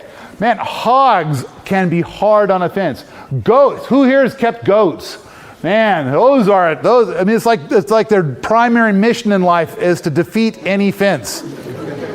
This fence has held in both goats and pigs. And it's not even attached to the ground. It's just attached, they're just attached to each other, and it's all free materials. She even got the screws that hold it together for free. And it's amazingly strong. So that's all. Next slide. So here I've got a video that's just a funny little thing. I've just got this jumping spider that came down onto my screen and started crawling around on it. And then I started moving the mouse around, and he started chasing the mouse, and he bit it like 3 or 4 times. But here's the thing, is that when I was a younger man, I just didn't like spiders in the house. So I got rid of all the spiders. And then I got bit by a brown recluse. I had an enormous welt on my arm for 6 months. And if you've ever had that, that's dead tissue. It can kill you. So, but here's the thing, is that if you keep around the jumping spiders and the daddy longlegs, they don't harm you. And they don't hurt you in any way, and they eat up all the spider food. That was another thing too. When I got rid of all the spiders, I seemed to have a ton of flies in the house. There's bugs everywhere. What the hell? And I'm trying to kill them too. So, but if I go ahead and let the jumping spiders and the daddy longlegs hang out, I don't have any bugs or flies or anything like that, and I don't have any brown recluse spiders. Next slide, please. A TLUD. Let's see if I can say this correctly. Top lit updraft stove. So basically, it pulls off the wood gases from the wood and burns that, leaving behind charcoal. The good thing is that it burns very cleanly during the burn, and then afterwards you have charcoal, which you might be able to use for a few things. I'm not a fan of biochar. I think a lot of you know that. And this is why they do it, is for the biochar. If nothing else though, this is a fascinating technology. It's a good thing to have this little bit of information in your head on how it works, and why would you care. So I've got a video about it. I think it's a fun little video. Next slide, please. Recognize this? Got this picture in just in the nick of time. Sealing a pond without a liner. And so a lot of people are going to go build a pond, and there's a lot of good reasons to build a pond, and then they use EPDM or cement to seal it. And in this case, this was easy to seal. But at the same time, where's Alden? Alden, there he is. Alden, I'm going to pick on you. So over at Alden's house, he's got this little tiny pond, but it's got like a rubber liner in it. And it's actually your mom's house, isn't it? At Lolly's house? Yeah. Yeah. And it's like, because he didn't know. It's what we all turn to. It's all of our default thing. So this is yet another tidbit of information I want to share with you. A lot of times, you don't need to do anything. Just shape it like a pond and the water will stay in there. In this particular case, the clay where we were digging this was of a high, or the soil, the dirt that we were using to fool with, was of a high enough clay content, we didn't really need to do anything. It's going to hold the water. It's possible it might leak, but if it does, it'll be very easy to seal. So we've got all kinds of techniques, we've got all kinds of threads, we've got an entire forum at Permies.com dedicated to ponds and how to seal them without a liner. And if you ever want to see what it looks like to see a German man swearing for half an hour, then ask Sepp Holzer about what kind of liner to use to build your pond. So I saw him do that once, and it was pretty amazing. And the translators refused to translate most of it. And then the only thing that they did translate is, I give your question an F. Next slide. Similar thing to the T-Lud. This guy is powering his truck on wood gas. So basically, you just take a chunk of wood, you warm it up, it gives off gas, like a gas that floats in the air gas, like propane kind of a thing, which you can then run your truck off of. Next slide. One of the problems that we have with the electric cars is that those batteries need to be replaced. And that, there's some problems with range and stuff like that. But then the whole compressed air vehicles technology, we have a bunch of threads out at Permies on this. Basically, the battery is nothing more than a tank. That's it, just an air tank. Everything involved in the system runs very cool. Nothing is burned. There's no carbon dioxide or anything like that given off. And there's no toxic chemicals being used for the battery. It's just an air tank. You just pressurize the tank, and then it propels your vehicle for hundreds of miles. Next slide, please. Poo-less. Going poo-less. Sounds like you'll gain a lot of weight, doesn't it?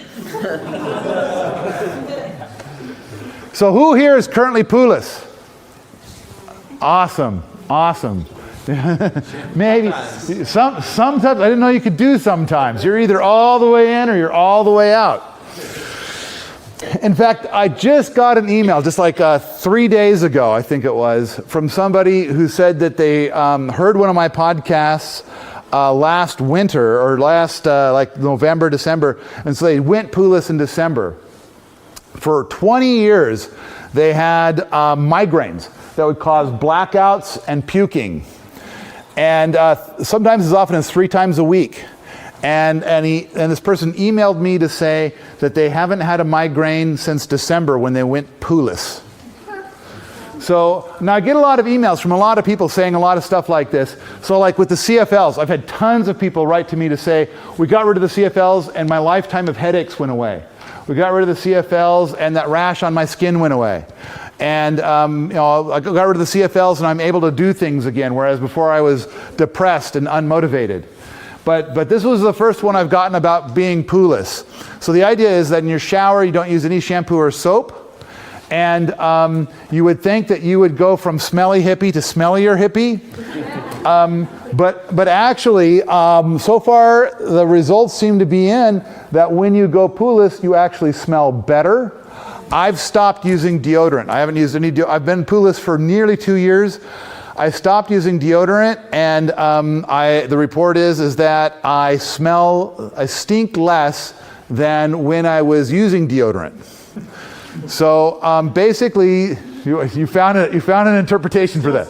Still stink. I don't think so. You want to come up here and check the pits? You good? I mean, wasn't it yesterday we had like pictures with 20 different people who all got into my armpit? We took their pictures. I was there. You were there? How did it smell? I didn't smell anything. And I was hiking up and down those hills and stuff like that. This ought to be a commercial. So I actually, this is going to sound really weird, but of all the things that I've advocated and all the things that I've tried, I really like this one as this is like the top 5 list. I mean, now I used to take a shower as 3 minutes, and all the reasons to like reduce the amount of time in the shower is important. Use less energy for the hot water, and don't stress the septic system or the sewage system as much. Things like that. Just use less water. It's always good to use less water. All these different things. But now I've cut my shower time from 3 minutes to 1 minute. I mean, after a minute, it's like I got nothing left to do in here. It's like I don't have to rinse anything out. I already kind of did all of that. So then a lot of people have been reporting that their hair grows thicker and longer and healthier. A lot of people have been reporting that the conditions of their skin vastly improve. Jocelyn and I recently put out a podcast where she talked about how she's been futzing with her hair and her skin for a long, long time, and now she tried it more than a year after I tried it because she saw all the good results with me. So now she tried it, and she's just had amazingly awesome results. So, but we've got big threads out of Permies talking about this, going Poo-less. Next slide, please. Okay, this is a quickie, the last coffee maker. So I've burned through a bunch of different ways of making coffee, and yet another French press broke again. And so I did this as a short-term thing, and it worked so good, I'm doing this forever now. Basically, I already had the glass Pyrex thing, and then I had one of these strainers, and all I do is I put the coffee in the strainer and pour the hot water through it. That's it. And it's like, where's all the money to be spent? Where's all the contraptionry? And there's all this. No, this is it. This stainless steel thing should last me forever. It's a piece of cake. So it's a tiny little thing. Just consuming less, trying to consume less. Next slide, please. This is Adrian trying to draw my no more compost piles. So we all know the value of compost. Compost is indeed an amazing thing. However, you might not be aware of the full price tag of it. So you start off with a compost pile that's this big, and then it composts and you end up with something that's this big. All that extra stuff turned into nitrogen and carbon in the atmosphere. And now wait a minute, okay, so our atmosphere is already made of 80% nitrogen, but then that carbon that goes in the atmosphere goes up as like what? Carbon dioxide? Oh, what's the thing that we don't want in our atmosphere? Carbon dioxide. It's causing global warming. So if you're composting, congratulations, you're up the planet.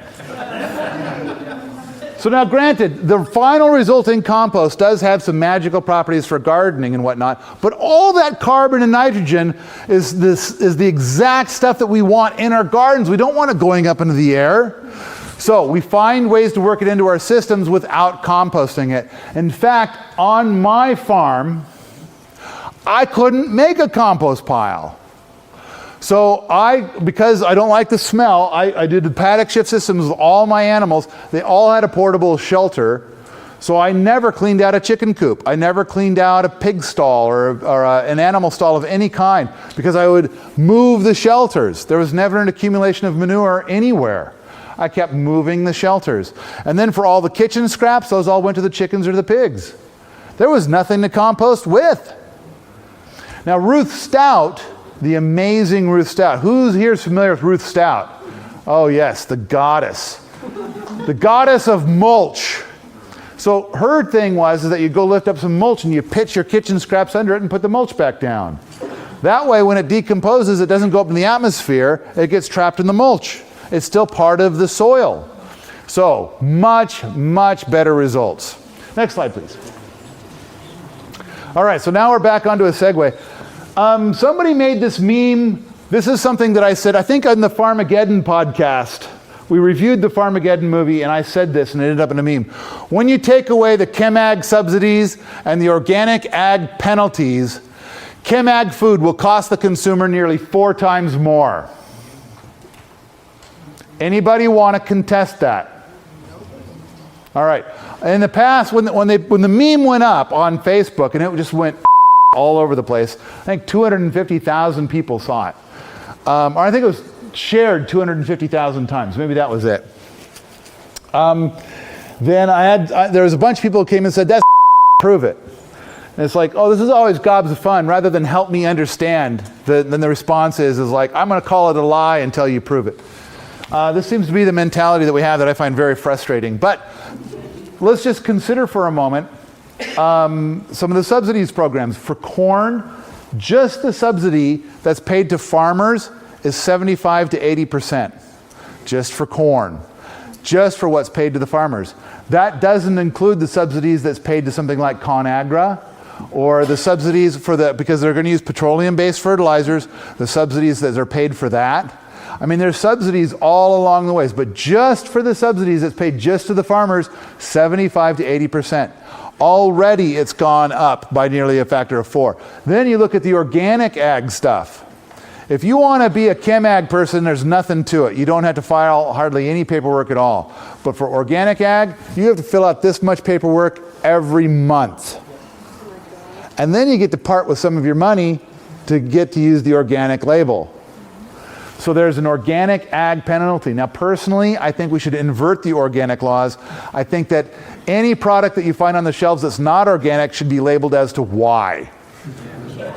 And then everything else, the organic, there should be no organic label. That's just stupid. So then I think that you need to have the chem ag folk document, how much toxic gick are you putting, you've already confessed that you're hosing our food down with toxic gick. I think we need to start filling out some paperwork on how much toxic gick you're using. Yeah. Next slide. Here's a quick one. So we saw a stack of rocks being used as slug control. But here's a fun thing. If you take a stack of rocks, the rocks in the middle will stay cool just because there's not sun hitting them. And then also, the soil beneath it is also cooler. And then when warm, moist air passes through that pile of rocks, the rock in the middle gets to have condensation on it and water dribbles off of it and feeds like a fruit tree or something like that. Just a quickie. Next one. A natural swimming pool. So the DVD by David Pagan Butler is quite good. We have like 3 or 4 hours of podcast review of that, where it's me and Anna Burkus, who is an expert in this space, talk about every single detail that we see in the video, what we agree with, what we don't agree with, what we want to offer alternatives for. And then later on, Maddie Harland of Permanent Publications, who put out the video, told me that David Pagan Butler was scared of me. So, but we had him on to Permies and we gave away a bunch of his DVDs. By the way, every week we give away usually 4 books or 4 DVDs or 4 tickets to something every week. And so it's like, and then you get to visit with the authors. So we'll have the authors come down to Permies and answer questions, and then we'll give away the books. Next slide, please. Oh, by the way, previous slide, go back. So the natural swimming pool, basically the idea is that you've got your swimming pool shape, but you'll have a bunch of plants growing around it, and you'll just keep the water moving through the plants and through the gravel to filter the pool instead of using any chlorine. No chlorine at all. Very clear pool. In fact, you can kind of see how clear these look just by looking at these pictures. Very clear, very clean water. So no chlorine, and you can even do it without using any of the liners that they're using here. It's possible. Okay, next slide. Catching a mouse without a mousetrap. Another quick and simple thing. This is actually can be scaled up for rats, but and then as you can see, it's a live trap. It's just a 5-gallon bucket and a piece of 2x4. Oh, and a bit of peanut butter, because they love the peanut butter. So basically, this was at a place I was staying at, and I saw a mouse, and they didn't have any mouse traps. So I just grabbed a bucket and a 2x4 and put the peanut butter in there, and it was 20 minutes later it caught the first mouse, and then I went to bed, and in the morning there were 2 mice in there. Next slide, please. Fleas! So I had to write this article because I lived in a community house at some point in time, and all the house moved out because there were fleas. And it's like, and they all gave their 30 days notice to move out while I was away for a week visiting family, and they discovered the fleas. And it's like, I tried to talk to them over the phone, like, no, don't panic. It's no big deal. And then they were all sure, all of them were utterly convinced that they were going to die of the plague. I'm not kidding. And so I had to look all this up, and it's like, yes, there is still plague, and it's in New Mexico, and you've got to like travel 20 miles away from the nearest house, and so you'd have to be a researcher studying these rodents that still have plague in order to get the plague. So I told them that the odds of them getting plague from the fleas in this house that the odds were smaller than being elected president and being struck by lightning on your inauguration day. But that didn't matter. That, you know, they all went. So I ended up writing this article because I kept doing all this research and coming back to them and saying, you know, don't panic, don't panic. So this artist made this lovely rendition of Fleazilla with the woman screaming, which I think is so appropriate. But in fact, I think somebody at this event told me that they found out about my permaculture empire by finding my Flea Control article. In fact, right now, oh, thanks. Has anybody else read my Flea Control article? Only a few. So I think right now, if you Google Flea Control, I think I'm #1. So I'm convincing people to not use, because these guys, while I was gone, they hired flea busters who put poison all throughout the house. And Flea Busters, you know, has all this advertising. It's natural. Yes, it's naturally toxic. So it's going to be borates and pyrethrins, which are naturally occurring and toxic. Granted, mildly toxic, but still toxic. In the article I go and I advocate a lot of diatomaceous earth, and I advocate a few other things that you can do. But it's easy to beat the fleas. You just got to be persistent, and but it's all natural and costs practically nothing. Also, for bed bugs, nothing beats diatomaceous earth. Next slide, please. Oh, part of it is to understand the life cycle of the flea. Just wrap your head around how it works so you know what to expect. So these guys had flea busters come in, spray all their crap, and we still had fleas. And part of it had to do with the life cycle, part of it had to do with the fact that the product that they used wasn't as effective as diatomaceous earth. Next slide. Oh. Bee hut. So there's a picture of my son at the age of 14. You can't see it in the picture, but at 14 he was developing his fangs. I'm a teenager. I hate you. It's a natural cycle of life. So this is a bee hut. This is something that he and I created together. It was a bonding moment. The thing is that if you put your beehives in something like this, then you don't need to use paint on the hives. They will stay dry. And on top of that, honey production, which is a way of measuring overall hive health, goes up by a factor of 4. So the bees are far, far healthier and happier by putting them in a shelter, which is also keeping the hives up off of the ground and keeping them dry. This is just like one of the most important things for bee health. And this isn't even one of the 12 things that's listed in the colony collapse disorder video that I made. Next slide, please. Raising cattle without hay. And of course, this can apply to any ruminant. I mean, when you keep your own hay, that's a lot of expensive equipment when you kind of bale your own hay and all of that. Then if you're going to buy hay, that's pretty expensive every year. That's a lot of work. Baling hay, a lot of work. I'm lazy, not compatible. I've baled a lot of hay. And I don't like it. I don't want to do it anymore. And so then we've got a podcast that goes over all the techniques of raising cattle without hay. So it can be done. There's a lot to it. It's just a little bit of knowledge. And then on your own land, you can raise all your ruminants without having to ever buy any hay at all. Next slide, please. Never buy chicken feed again. What to plant. So I've got I've put together a blog. Make It Missoula just loves it when I write a blog for them, because then they'll get like 90% of the traffic that the entire site ever gets whenever I write a blog for them.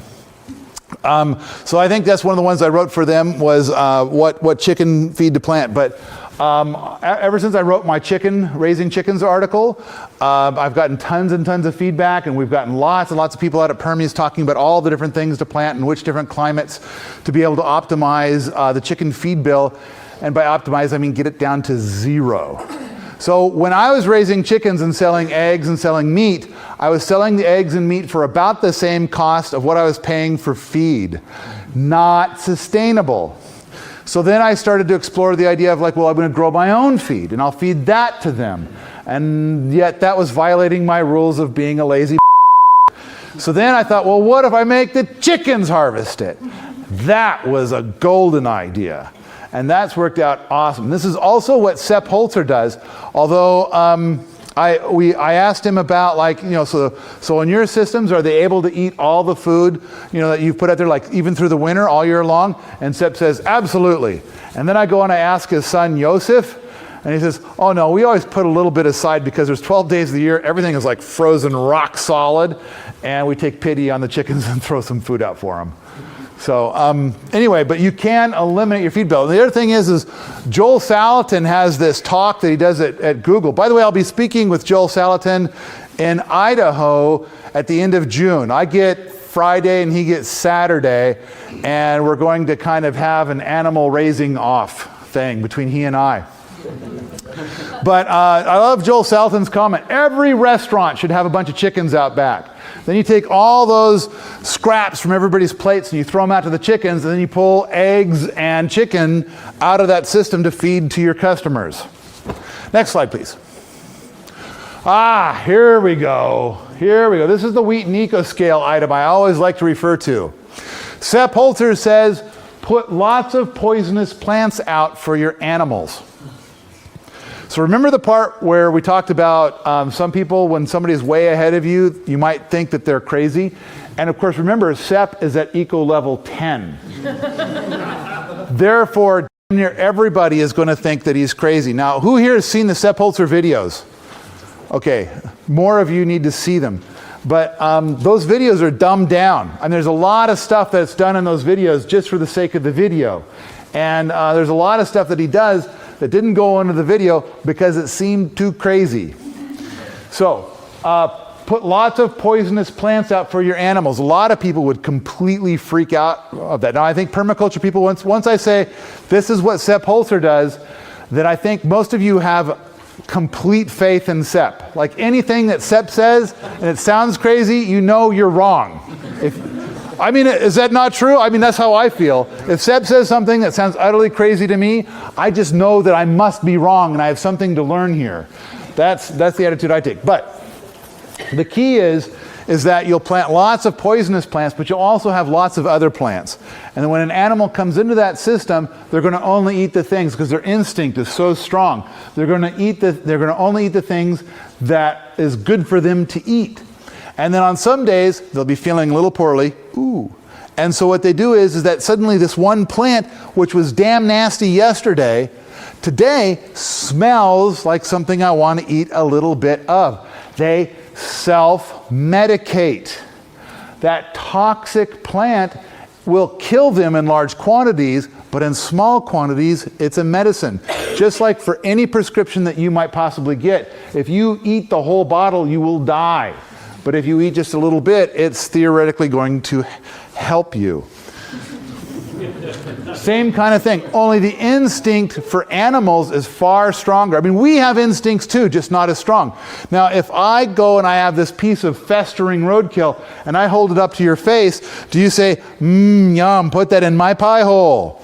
No, instinct says, all right? So we have a little bit of instinct, it's just not as strong. Now, if I have huckleberry pie that's steaming and fresh out of the oven, yes, pie hole. A match made in heaven. Yeah, almost done. Here comes the pie. All right, next slide, please. No more transplanting, stop it. Just stop it. How many people, so this is a question that I ask usually when I'm giving my talk on how to replace irrigation with permaculture, but how many of you have had tomato volunteer plants that you've let go and the tomatoes have outperformed, the volunteers have outperformed the transplants?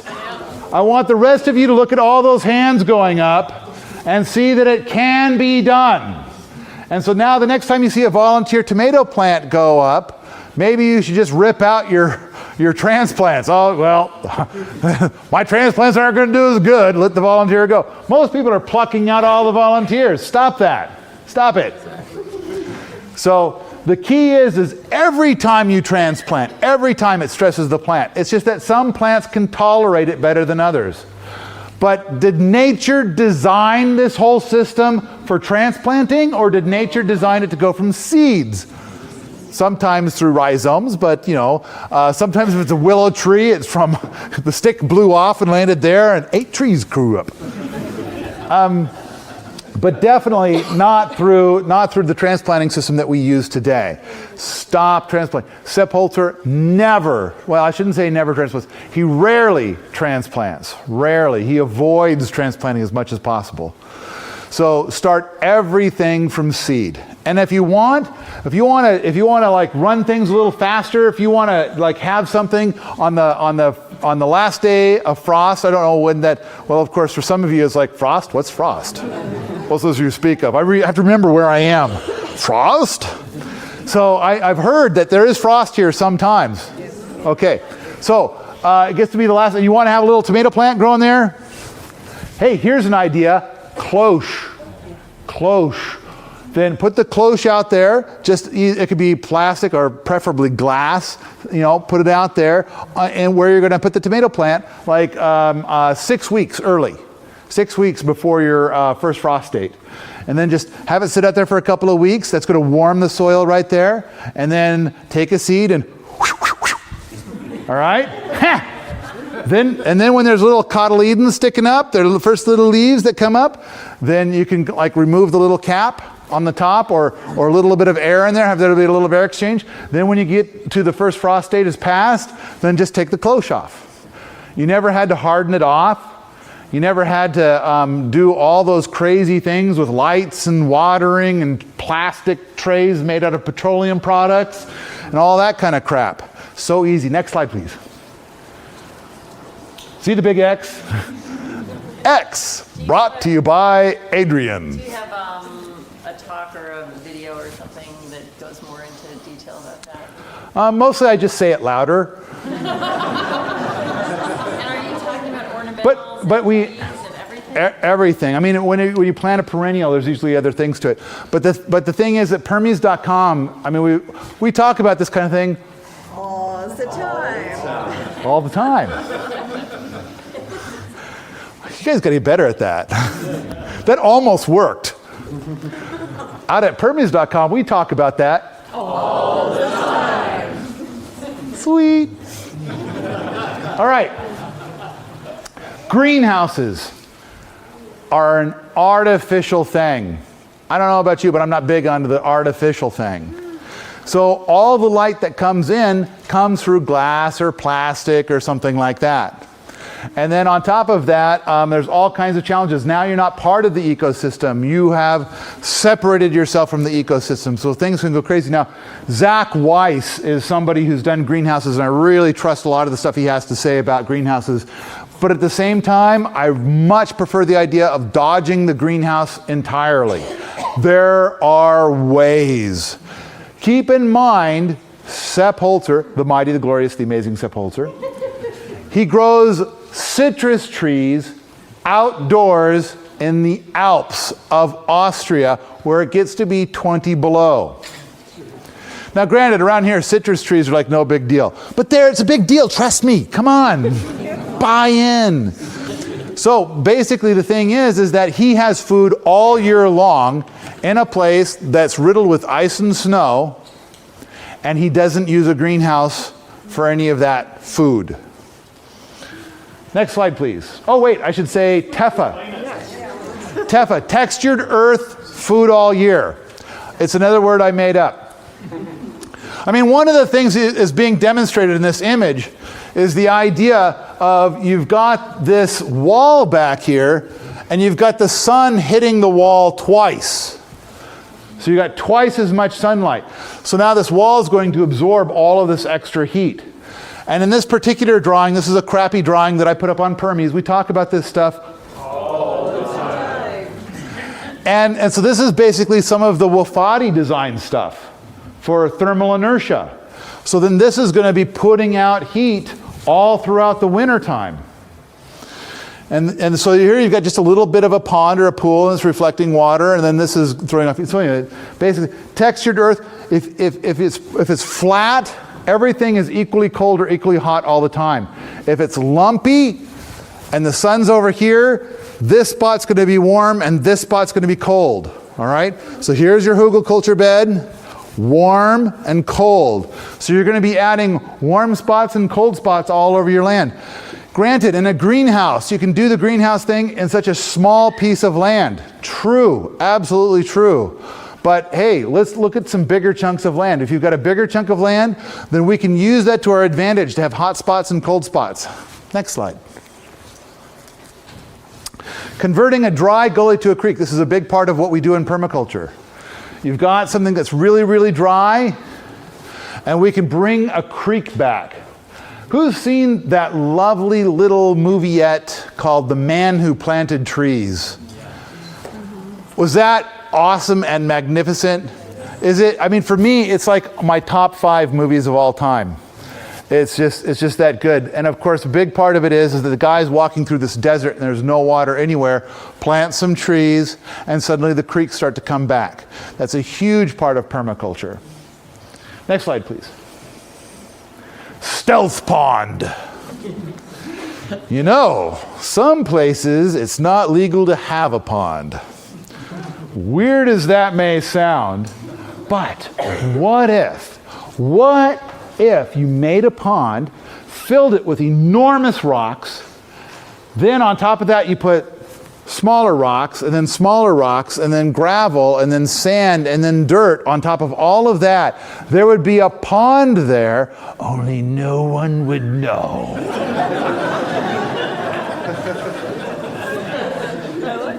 This is actually something that's being done a lot in Africa, mostly to keep all the critters out of the water. They need the drinking water.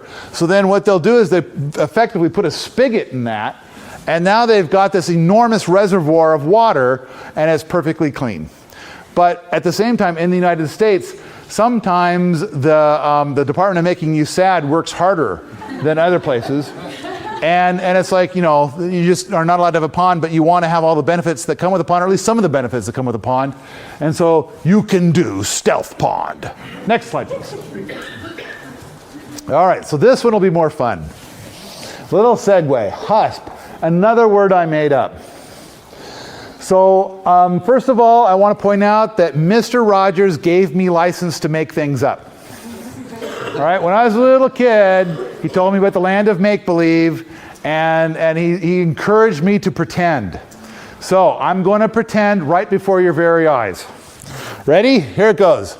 I'm going to say that 403 years ago, when John Smith met Pocahontas, things went down different. Turns out Pocahontas is an awesome warrior babe. She filled his with arrows because he didn't respect her.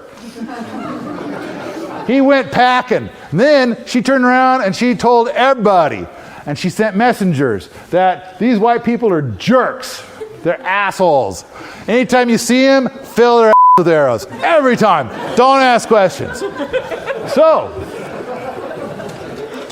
in the thing in my imagination, which Mr. Rogers might not approve of this particular train of thought, but I'm going to use this license however I want. I decided that we ended up with a place that just so happens to have the exact same borderline as the United States of America, but it's called the United States of Pocahontas.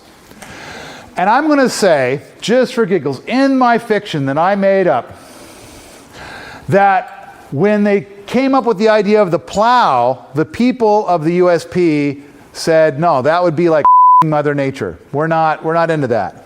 And then later when they came up with pesticides, they're like, oh yeah, no way, we're not doing that. Because here's the thing to keep in mind, 403 years ago, the agriculture that was practiced on this land was very, very similar to permaculture. Or more accurately, permaculture is very similar to that.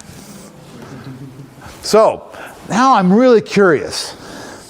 403 years later, keep in mind that when John Smith met Pocahontas, the population of this land is almost the same as it is now. Then shortly after John Smith came, they also brought over those blankets that happened to have the smallpox. So let's say smallpox still came, wiped out 95% of the population, but it grew back, and so let's say the population is kind of like what it is now. But things are just a little different. And now every time I try on Permies, I try to express my ideas in this space, then it's like 87 different people have to come out and talk about wars and these people hate those people and whatever else. But forget that. This is my imagination. This is my pretend story. I get to make it up, say whatever I want. So I pretend further that this land becomes a mecca for health for the rest of the world. People will come here riddled with some obnoxious disease, and while they're here, it just mysteriously goes away. For whatever reason. Who knows the reason? Maybe in their land they like GMOs. Maybe they like pesticides. Maybe they like with the dirt. I don't know.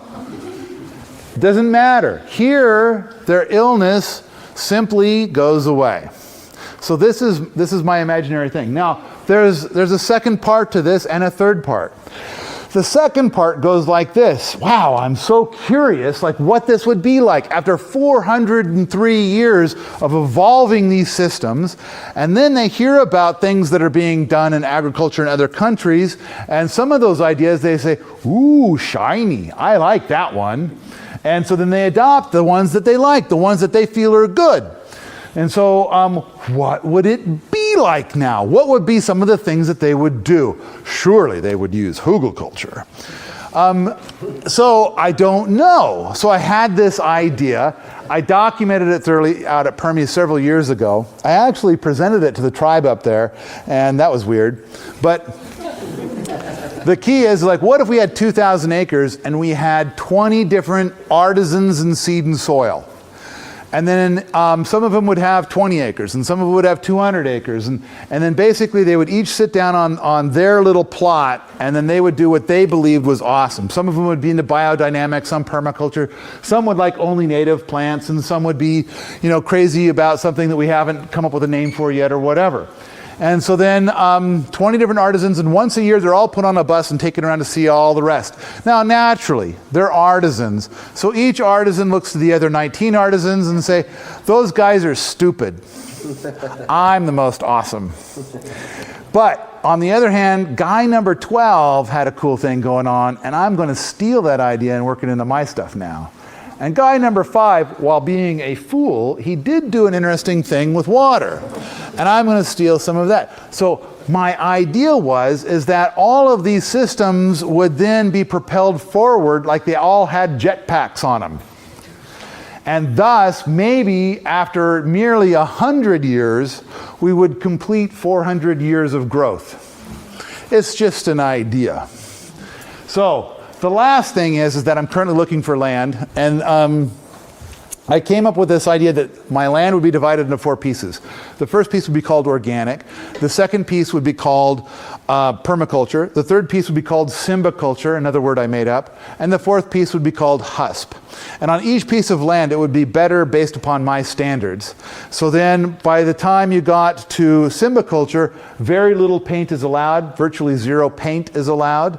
Petroleum-based vehicles don't go past organic. And each level is 10 times better than the previous level. So let's see, you could still use an electric vehicle on permaculture and symbiculture, but no vehicles at all are allowed onto husp land. And by better, on husp land, it's not like you're going back in time.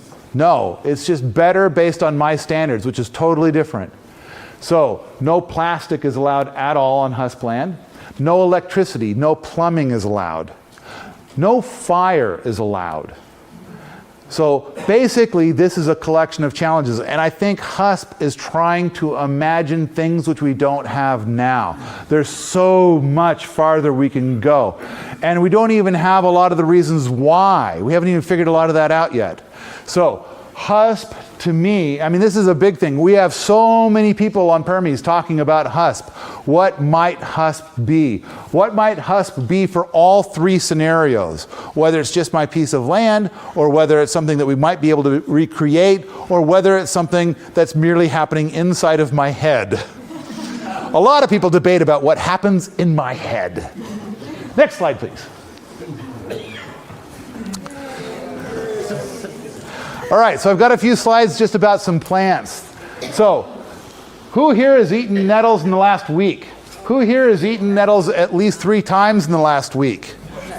Who here has eaten nettles nearly every day this week? How about drink? Oh, drink is okay. Consume, drink, okay. And then, of course, we've got Alden and Ann in the back, still holding her, because they've been, while we've been here, they bring us little bags of nettles every day. So we've been eating, in fact, just before coming down here, we ate nettles in our eggs. And had a bunch of nettles, and we've been eating nettles here quite a bit too. But this is a superfood, and then people are like, oh, I was at a presentation up in LA, and the presenter, who was actually really good, and this guy was really good too, but I didn't get a chance to say it. But then he was saying something about like, oh, it's hard to grow this stuff. It's hard to have these systems come into play and everything. And I went and I picked a bit of nettles and put it up on the chair for him. But it's like, we have things that are growing here like crazy. It's food everywhere. I mean, walking around this property, there's nettles everywhere. And this is a food. There is no other plant that I'm aware of that has more protein in it than nettles. And so on top of that, it's like, it's got all these superfood things, and it tastes good. I don't particularly like greens, but I really like nettles. And on top of that, if you just lightly steam them, they're fuzzy. It's a fuzzy food. How? I don't know if any other food is a fuzzy food. You put it in your mouth, and it's like, that is the weirdest thing. Another thing is that if you have this powerful craving for hamburger, like, oh, I just really need to eat a great big old hamburger, I'm just eating that, and you eat nettles, it somehow fills that void, whereas if you ate chicken, it wouldn't. It's so weird. Nettles are so awesome. I mean, I've got 7 videos up about nettles. I bet I could put 10 more up. Nettles are an amazing super plant.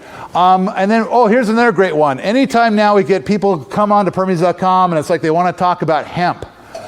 And it's kind of like, I mean, oh, it's such a good, you know, make rope out of it. How much rope do you need? The thing is that I say, okay, tell you what, you can talk about hemp. You can talk about the permaculture approach to growing hemp after you've had at least that much discussion about nettles, because for almost everything for which hemp is good at, with the exception of getting stoned, nettles are better. Nettles makes better rope.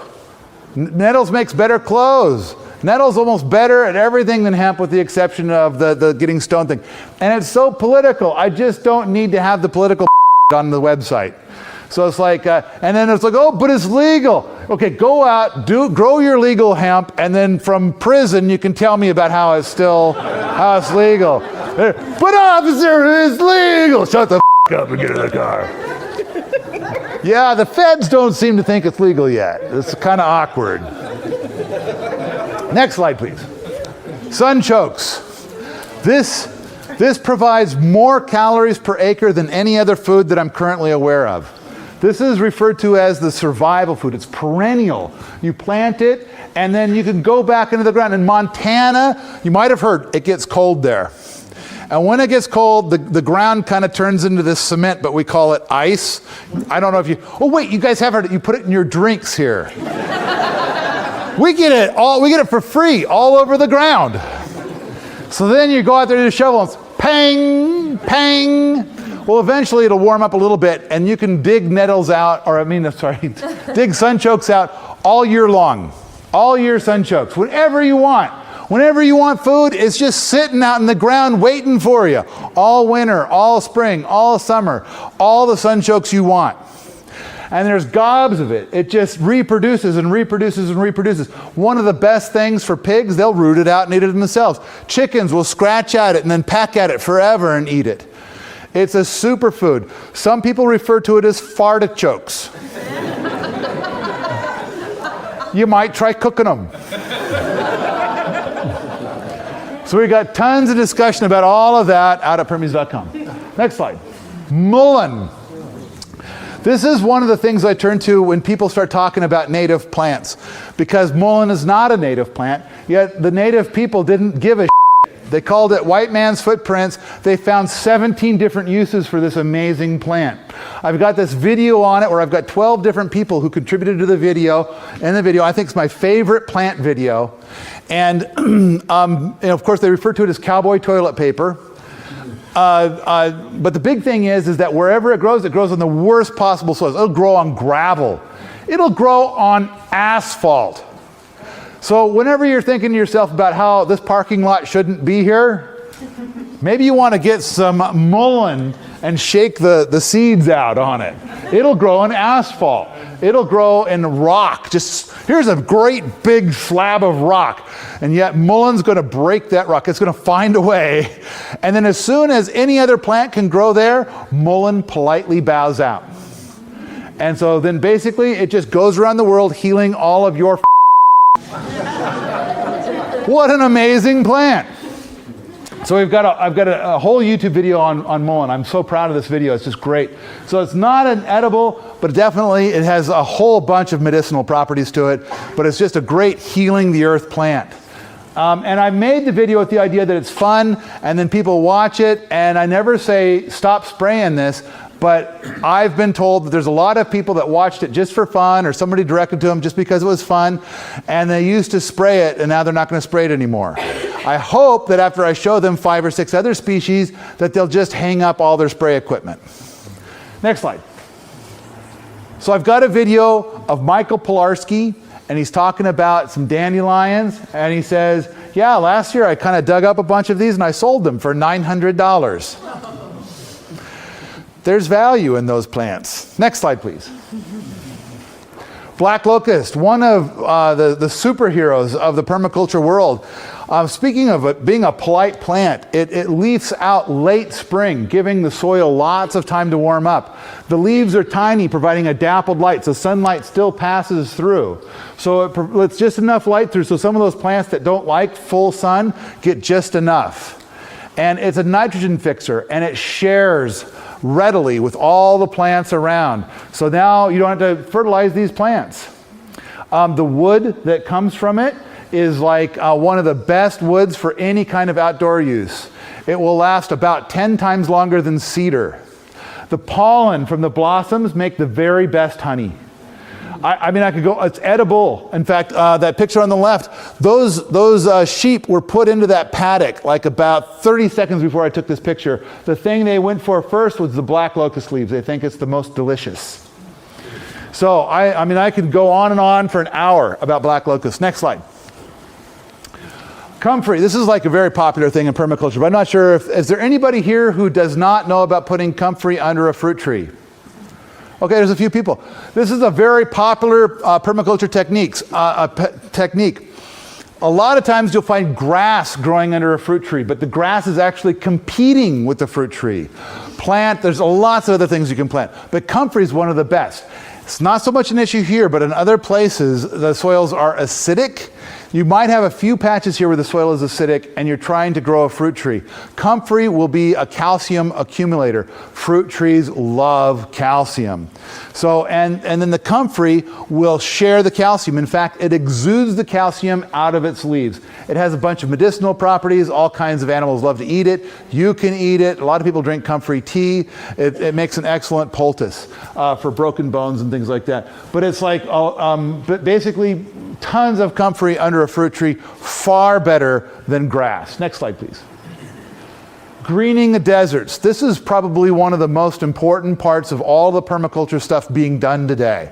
Jeff Lawton, Willie Smith, Sepp Holzer, the Bigs, all going out to these properties where there is some serious desert action going on. Did you know that the Sahara used to be lush savanna and jungle? It was human agriculture, just poor agriculture practices that converted it to a desert. That's a man-made desert. And you think people are and moaning about cars putting carbon dioxide and other gases into the atmosphere? That desert is causing far more harm to our environment than all of the cars combined. So, greening the deserts. This is a big, big part. And then on top of that, not only are we going around greening deserts and introducing jungles where we have not had one in recorded history, but On top of that, these techniques can be used in this area to help you have a more successful garden with less effort. Next slide, please. This is your Californian. This is Art Ludwig, who is fantastic. Definitely eco level 9. Art Ludwig has done so much amazing stuff. Of course, he's writing your California code for gray water systems. He's just doing tons and tons. He's working so hard for you guys for like 0 pay. Geez, go buy the guy's books, will ya? He's got the book, the gray water book, and he's got the water storage book. Just support the guy because he's awesome. Art Ludwig. He lives in Santa Barbara. Yeah, and so there's all the stuff that he's done, and it's like I've got a great podcast with him where basically he says that in order to change the world, you have to break the law. And basically the legislators know that, and so he's currently writing the gray water law for the state of California. But it had to come by him first breaking the law and demonstrating it so that the lawmakers could come and see it, understand it, and then still be like, okay, dude, you need to write the laws because we're kind of like not getting it, and obviously you know your literally. All right, but he's got this article up on his website. Can a 4,000 square foot home be green? And basically in it, he points out that in 1950, the average floor area for a family of 4 was 1,000 square feet. In 2000, it's 2,200 square feet. So a lot of the stuff that he talks about, it's like, you know, imagine living in a boat, how efficiently people live in boats. And on top of that, consider for a moment living in a tiny piece of art versus a large conventional space. And I think a lot of us in this room would prefer the tiny piece of art over the large conventional space. It's just, you know, let's explore it. Because when you start doing that, in fact, in New York City, the average electricity usage per person is less than half of the United States average. But I think that's because it's so crazy expensive that people live in these tiny spaces. Very, very efficient. Granted, here in San Diego, it's like the weather's so mild, it's like, it doesn't really matter. We're going to use the same energy no matter how big or small the house is. But in, you know, maybe if you're heating it this time of year, well, you might like think about a smaller space. But can a 4,000 square foot home be green? My first response to that, and I got the podcast talking to him about this very article. Yes, if you've got 12 people living in it. And I'm going to touch on that in a moment too. Next slide, please. Legionella. I believe 92% of all of the solar hot water systems installed in England are now being ripped out because they cause Legionella. Who here has had or knows somebody who has had no,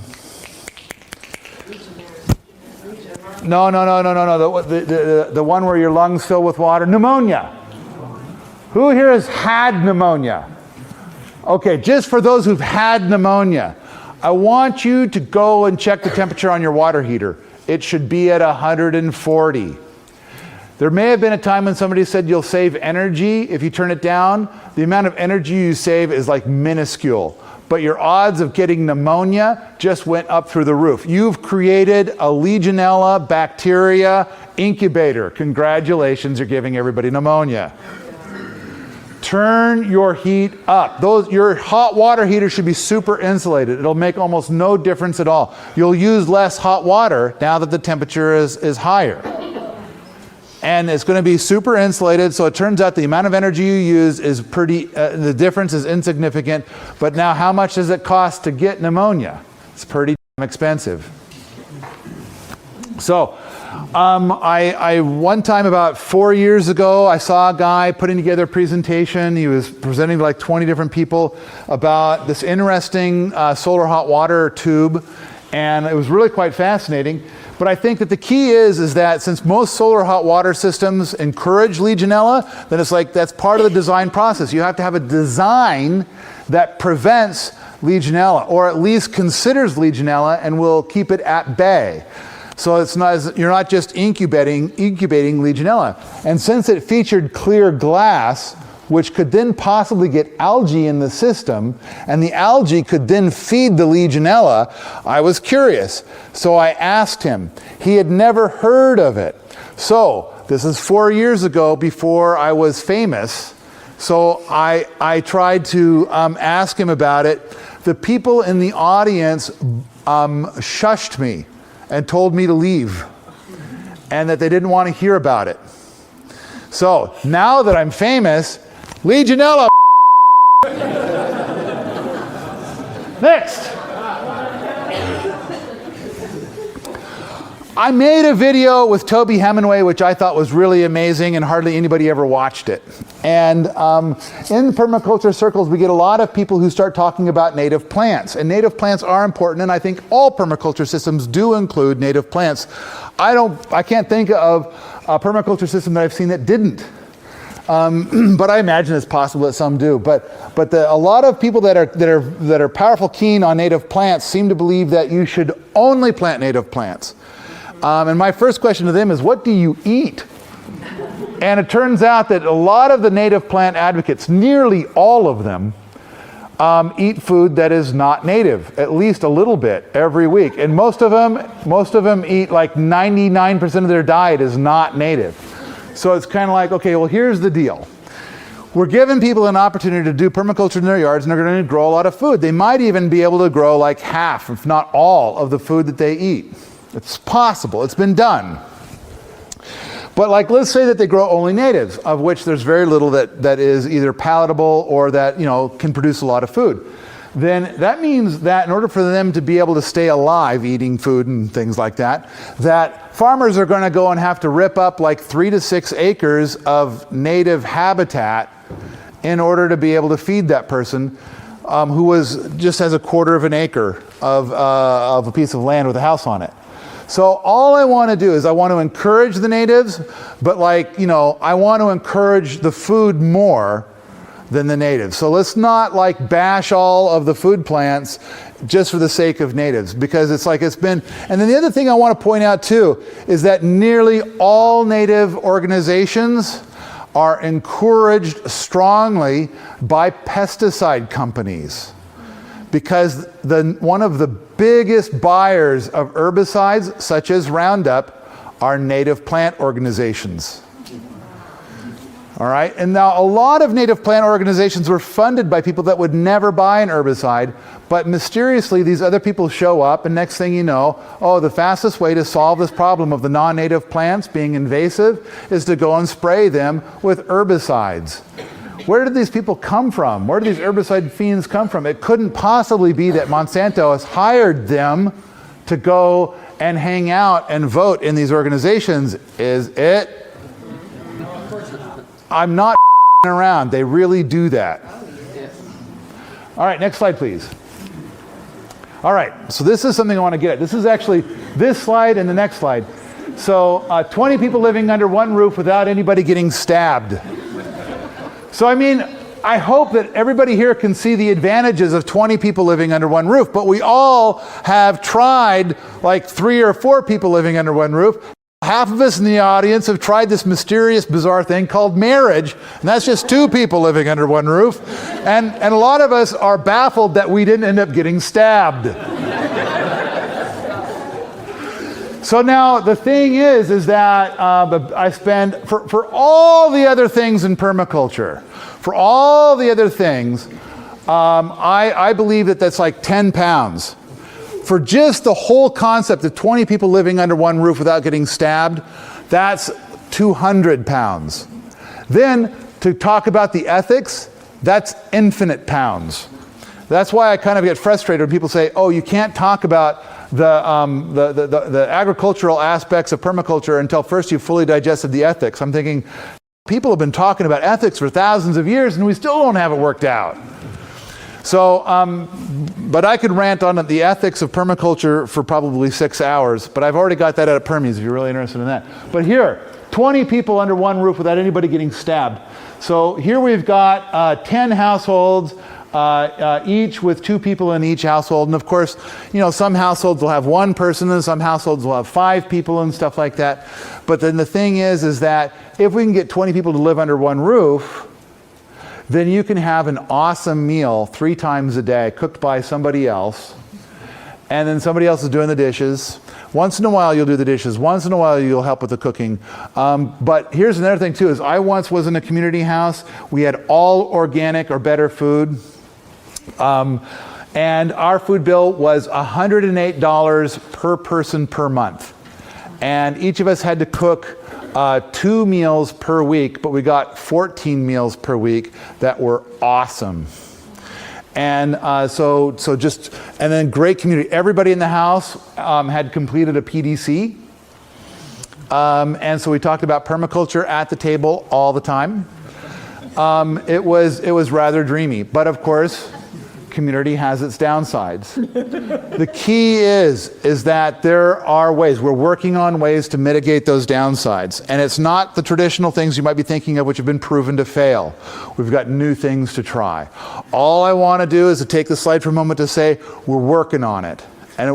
But consider, just think about it. As crazy as it sounds, just keep in mind the upsides. I mean, where we're staying now, right now with Kevin and we've got Alden and Ann nearby, and Jason's there, and it's like this is an extremely tight-knit community. In fact, I've got a lot of problems at Permies with people that I call the hate in the name of love crowd.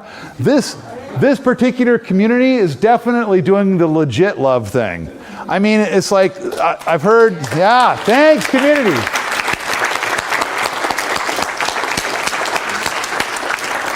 I've heard from a lot of different people that are staying either on this property or around here, and it's like, wow. I mean, talk about close-knit and positive. It's a very rare thing. Most of what I see are people who talk about love all the time, but really they hate each other. And so when we have a lot of problems, they come in there on the Permies and they say, you should all love each other. And in fact, because you're not loving that guy the way I demand you to, I have to your So, all right. So we're working on. Next slide is going to show the big house. Plus, the other thing is that when you've got 20 people under one roof, you can live far more luxuriously with half the eco footprint. You use half the energy. Far less food is wasted. The food is way better. But everything that we're concerned about being eco is way reduced. Fewer couches are purchased. But the inside, everything is far more luxurious. So your average footprint is half. Okay, Sepp Holzer's ag designs can feed 21 billion people without fertilizer irrigation. That world hunger thing solved. It's done. It's over. Throughout this day, throughout this presentation, we've solved energy problems. Most wars come from energy problems. A lot of our pollution comes from energy problems. A lot of our corporate ickiness, bad guys doing bad things, come from energy problems. And we solved that. The food problem solved that. So we've been solving all kinds of problems. It's just a matter of getting people connected to the information. 21 billion people can be fed without petroleum or irrigation. Next slide, please. In 1950, there was one pediatric oncology unit, so children's cancer ward. Today, there are over 200. We bathe daily in an ocean of toxins and carcinogens, which we have not yet scientifically proven are toxins and carcinogens. The eggs served in a pediatric oncology unit are dehydrated eggs from chickens fed pesticide-laced foods raised in a horrible environment. We could go there and be angry, but I think it's far better to keep sharing the information that we're sharing. Pass it on as much as we can, day after day. It's boring, I know, but it's very important. The fact that we have so many children dying of cancer should be a powerful indicator that we're doing something wrong. And the solution just turns out to be that shaking your fist at bad guys isn't really doing the trick. However, we have other means, and it's a much smoother ride to go and tell somebody about an idea than it is to go and be angry at them. Next slide, please. Amen. Rather than being angry at bad guys, I want to share 1,000 bricks for building a better world. That is the end of my presentation. Thank you for coming.